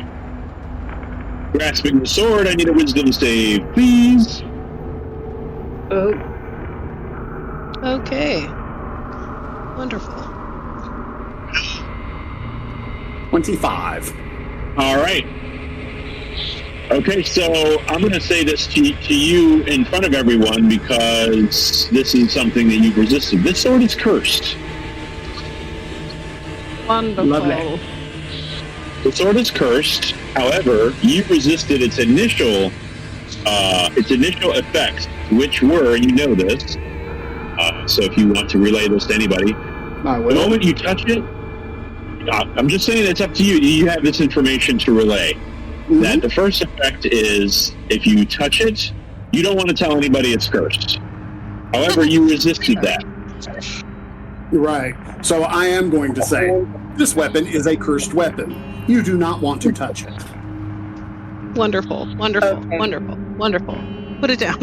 In that case, I'll go along next to Kravish, and then we can go as fast as we can down to the slot to put the tooth in. And if he feels anything else, I want him to pass it to me because it's a wisdom save, and I'll stay within range to get his the aura's bonus on saving throws. But we'll see if anything happens, and let's just sprint. Let's just go as fast as we can. And I'll hand you a pistol too. As soon as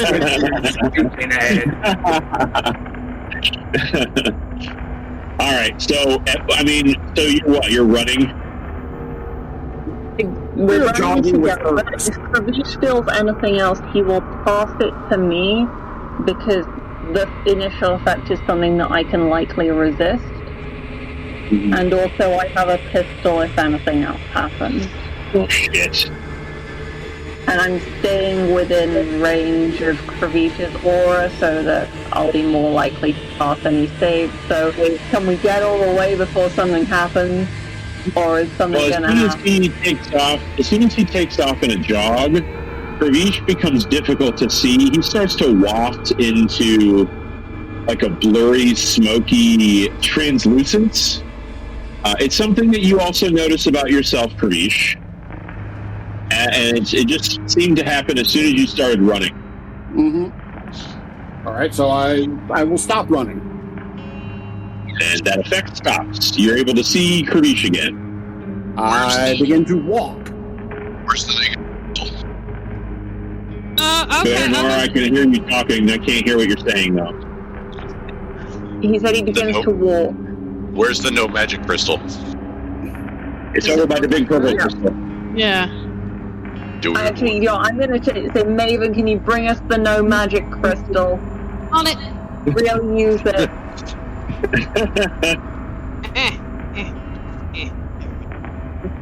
I got it. Right up next to Okay. Kravish. I'm shocking. Oops. I love this. Wait, I'm I zipping. honestly didn't design this encounter for the passing of. I'm going to say this: as soon as you pick up the no magic crystal, a big chunk of it breaks and falls off. Okay. Gentle. Gentle. I am we just gentle. need it to get to the end. How far we managed to get actually? Because we've been running. Where are we at this point? If she meets you over there, I'm going to say this: with that crystal in play. All right, if she's holding the crystal near Kravish and he starts to run again, he's going to disappear. Or not disappear. He becomes difficult to see again. Even with the okay. crystal That what nearby? you will. What's that? Let's keep moving. I'll stay within range. Even with the crystal in range? Yes, it doesn't appear to have negated that effect. Okay. Okay. Let's go. So how far have we got? We've got 131 plus, 130 plus 35 feet to run. We've already been running for a bit. How far You're there. I'll give you that you're there. It'll take us but about 15 We'll seconds. go all the way there. Okay, great. Put the thing in, Kravish. Put it in the... Maybe. Yet again, I will spit on it and slide it in. Gotta lick it before you stick it. That's the rule. Well, you take the blade, a very odd, exotic-looking weapon, and stick it into the tooth-hole blade first, and you can feel the serrations gliding across the top with a tick, tick, tick, tick, tick, until it slides in, clicks, locks, in place. The whole face kind of lowers slightly with a rumble. You're all kind of shaky on its surface, those of you who are standing on it. The purple crystal begins to emit, now that the no magic crystal has been removed from it, begins to emit this brilliant purple glow that as you look and see this door begins to mimic that purple glow has locks and latches and gears and clockwork inside. Clink, clink, clink, tink. And you hear this very deep cackling from the skull on the floor.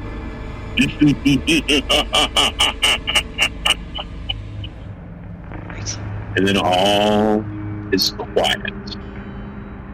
Daunt is going to round the room, keeping his distance from the middle of the mast or the skull thingy, and he's gonna look and say, "It looks like the door down here is open. I think we did it."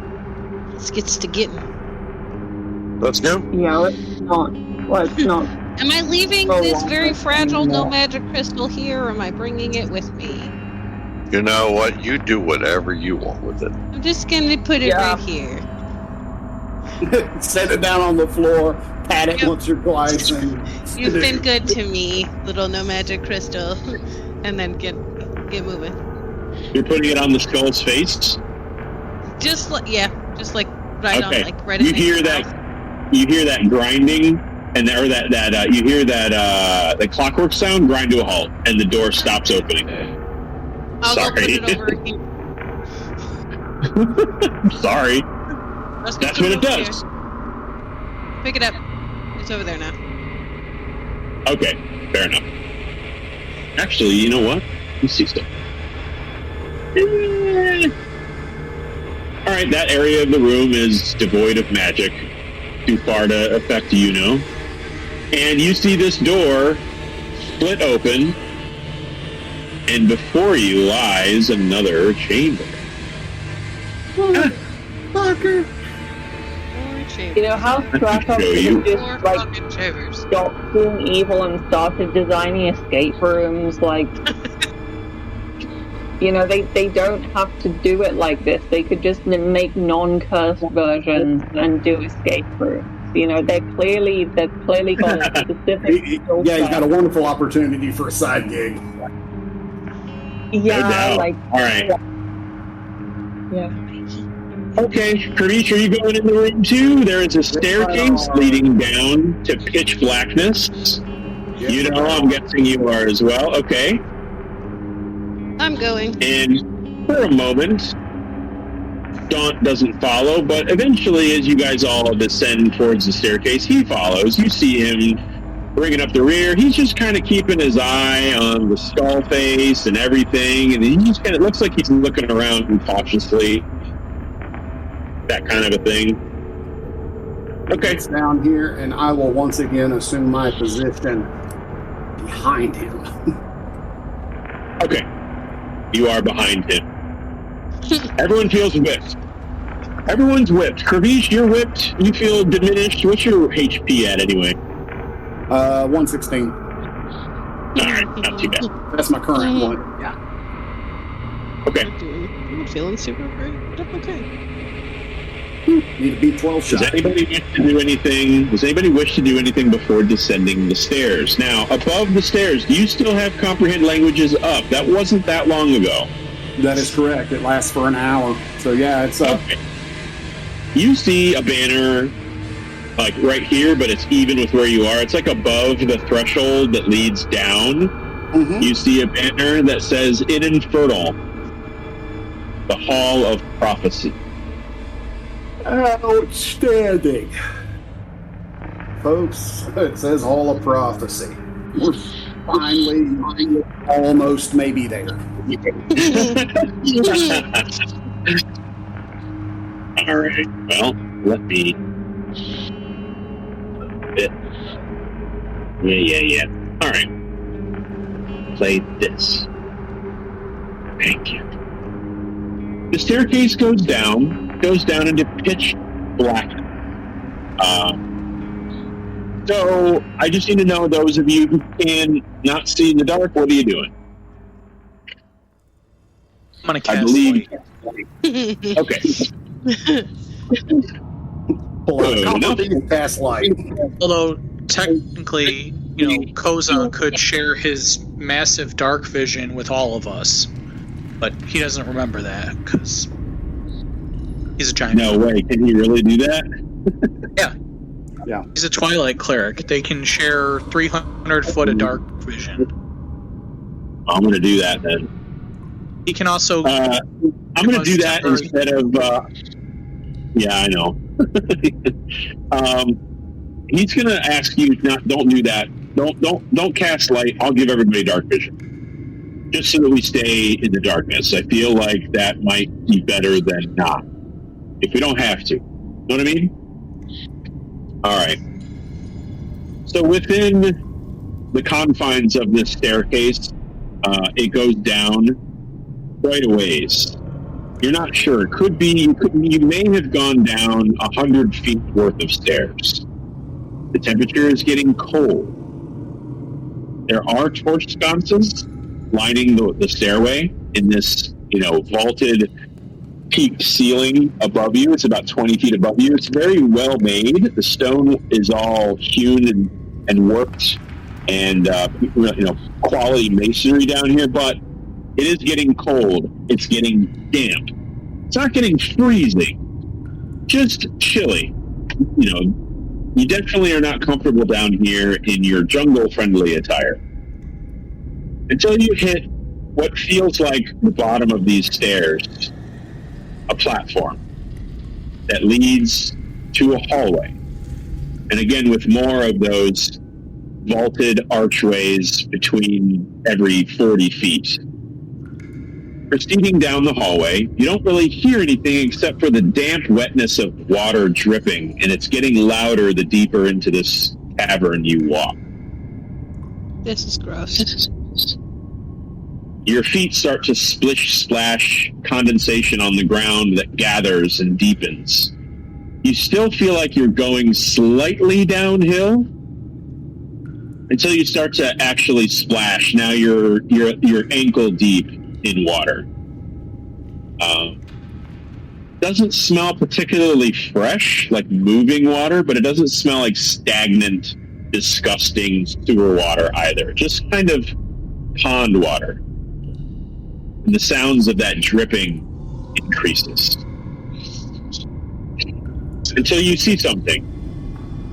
In the distance, right at the edge of your dark vision, you see what looks like a mound of tightly packed cobblestones just off to the side, off the beaten path.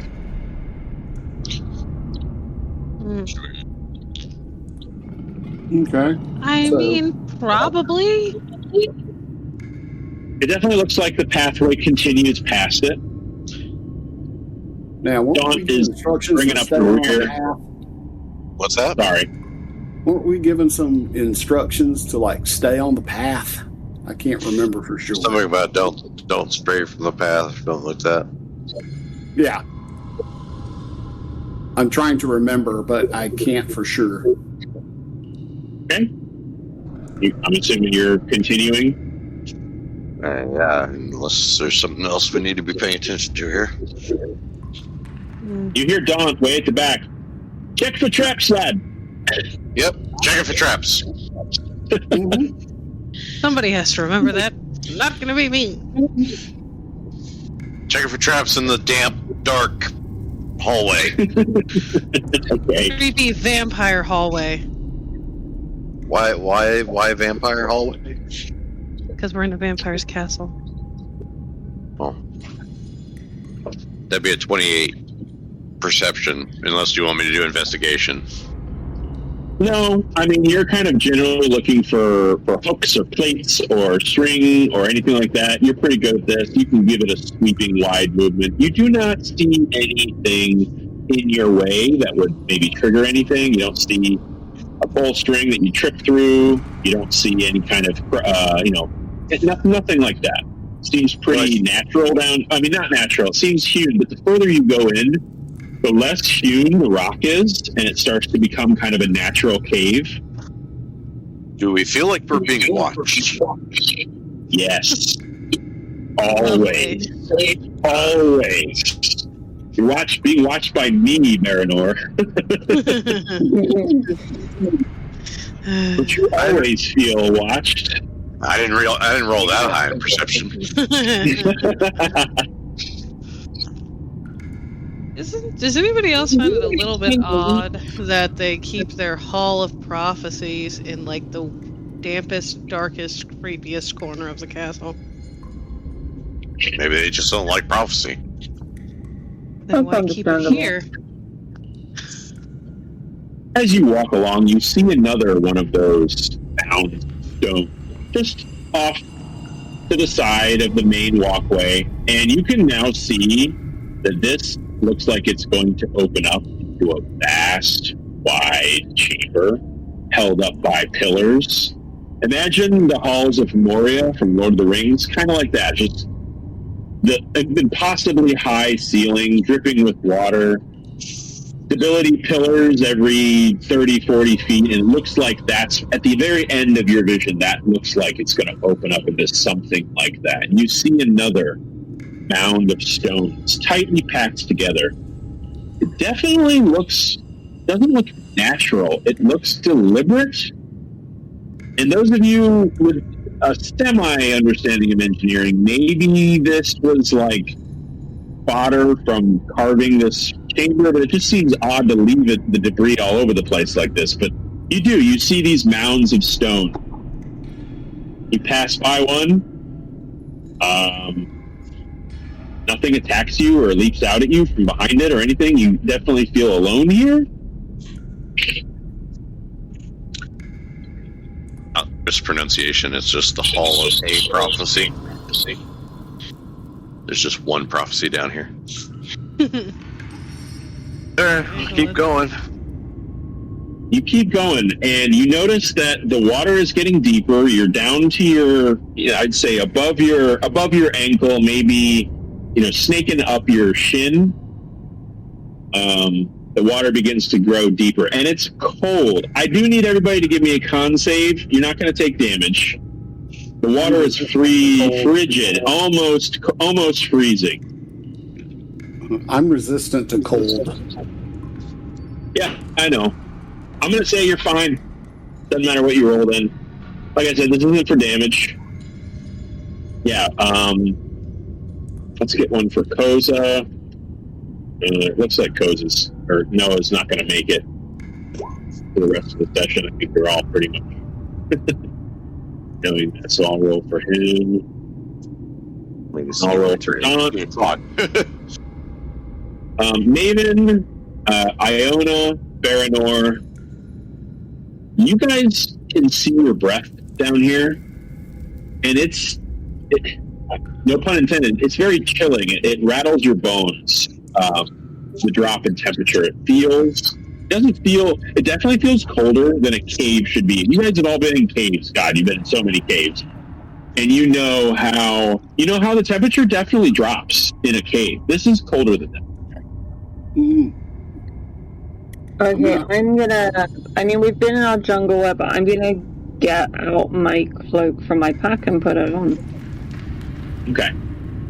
And you can see a mist obfuscating the distance of your dark vision. But through it, you see, amongst these piles of stone, tightly packed together, you see a faint kind of sky blue glow through the mist. See you, Kenny's got to go. All right. Hard out. As you draw closer, you notice that this mist is covering this blue glow, and this blue glow is emanating from strings in the distance. Difficult to say. You're not terribly close to it. And you get closer, you notice that one of these mounds of stone has draped across it, attached to it, heavy steel chains that dangle from the ceiling, attached to the sides of the mound. And in between certain linkages are these dangling, kind of football-sized, it almost looks like a Japanese lantern, like an octagonal cylinder about the size of a football. And they are where the glow is coming from. You see this. And that looks like that's where the cavern may end, although beyond it, it looks like maybe another 100 feet. But this definitely feels like a central figure to this cavern, and you guys are knee-deep in water at this point. Except for he floats above it. Ha ha ha. Yeah, I'm from a swamp, knee-deep in water. It's like Tuesday. Yeah. Do you get closer to the central object? Yes. Get a better look at it. It appears that these canisters with glowing energy, they look like they're some kind of magical buoy, or not buoy, like a magical anchor. And these chains, they're supposed to, I don't know why they're not extending up to the ceiling, but they are. They're definitely chained to the ceiling. They're chained to the pillars next to them, to the walls. For some reason, this mound of rocks has what very well looks like protective restraints upon it. And I'm guessing I've never seen anything or read anything about anything like this before. I mean, something is being held here, or was held here. Maybe something was imprisoned here and chained up, and these are the chains left. It was chained to this rock. You're not exactly sure. There's a lot of these chains, so it seems restraint.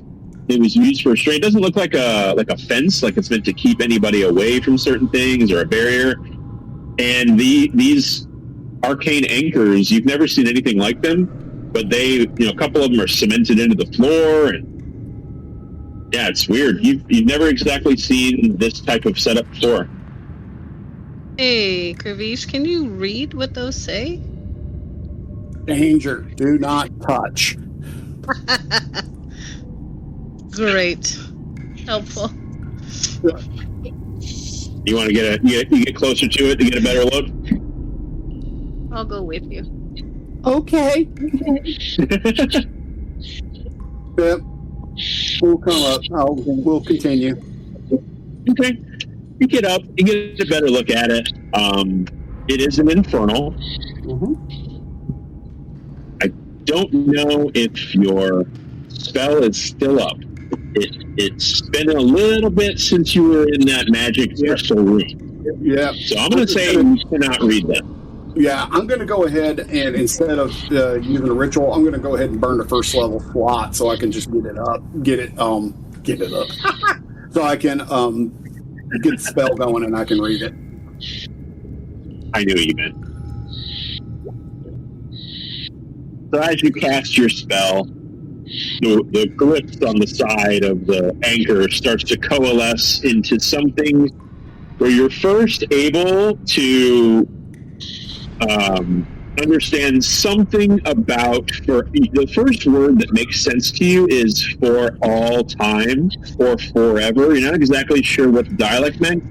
And then you feel this intense, striking, stinging, hot pain in your head. I need everybody to make an intelligence saving throw. Oh no. Everybody. I'll roll for Koza, Dawn, and Yuno. But I need an intelligence saving throw.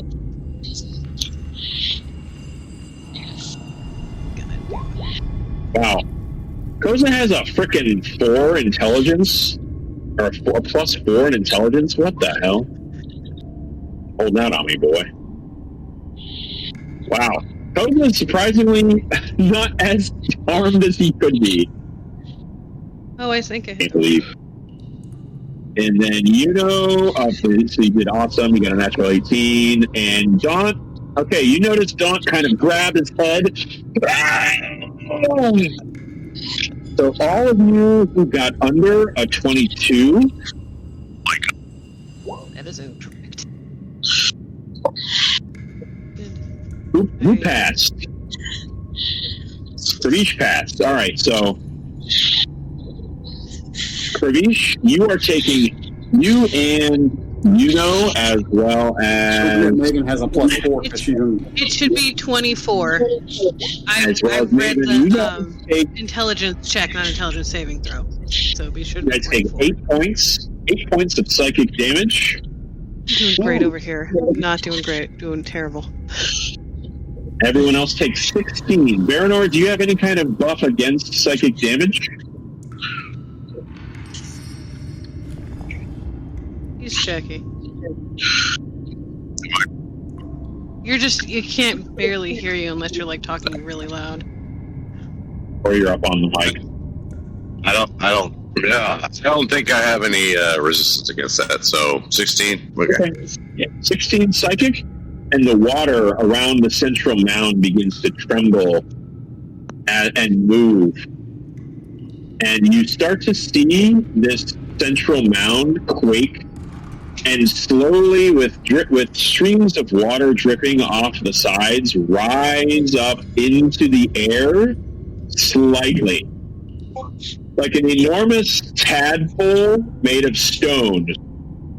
It rises out of the water with the chains keeping it from rising too high. And you see this large fish-like fin kind of form and rise on its dorsal fin area. And at the top of the front, where between these two chains, you see split down the middle, open sideways, an eye.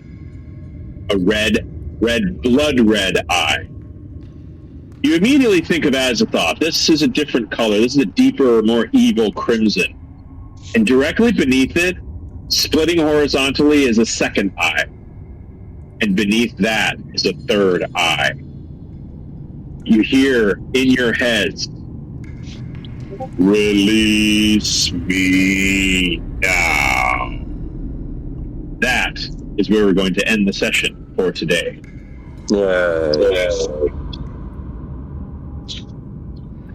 Oh, goody.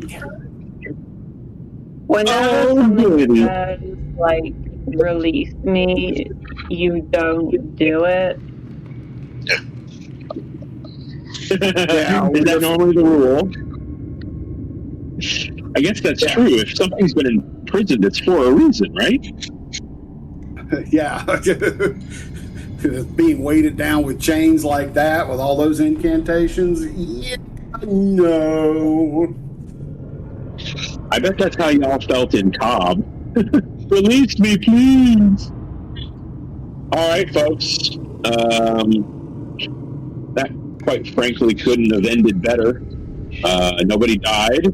I'm very glad to hear. It would have bummed me out if you died. Always a positive. But here you stand in the Hall of Prophecy, and there are no books telling fortunes. There are no crystal balls. Seems you have found the source of prophecy in Anorak. And next session, we will find out exactly what that means and possibly what this thing is. Does anybody know what it is? Monster named Prophecy.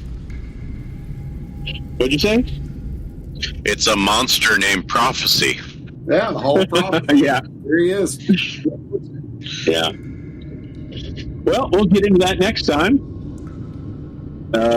For the record, just so that everyone keeps it in their head, what is everyone's marching order? It seems like Maven is up front, Kravish probably next to you, the Wizard in the middle, Koza's in the middle, Baranor, where's Baranor? Baron's usually up front, but All right, I'll maybe. have Dawn. He's bringing up the rear. I guess And maybe. Ellie, where's Iona? I mean, I think I would have been close to Kravish to stay in range of his aura. Okay. Just to benefit from that. So. All right. No. Looks like Koza, Dawn bringing up the rear. That is the marching order. That is where you guys are all at, and we will conclude this interaction next session. All right? Yeah. That was fun. Yep. You guys solved my dungeon. I was much kinder on you guys than my in-person campaign party with my last dungeon. There were 47 rooms. Oh my god. Wow. And with as infrequently as we meet, it literally took a whole year for the party to get through it. So I'm glad we didn't have that to worry about. I mean, I've taken a look at the Dungeon of Mad Mage, and it is massive. Yeah, some of the modules are just, I mean, it's a whole campaign unto itself. That's kind of the point. Yeah. Nope, but you guys did it. You got through the Asmodeus mansion of death and doom, and you battled my malfunctioning Iron Golem Guardian. Still no idea what his problem was. Mage Slayer Golem, probably. But that's it for me. That was a lot of fun, guys. I missed you. It's been too long. I kind of am at this point in the game where we're getting to where I hate missing the session, but I didn't want to do this session with half of you gone, so I felt it was probably better to just to wait. So, but we're looking at July 25th as interacting with this entity. You guys have a new cosmic entity to contend with. Yay! Oh boy. Okie dokie. We'll see how it goes, and I hope everybody has a great 2 weeks. All right. Hey. Bye, everybody. Bye. Bye.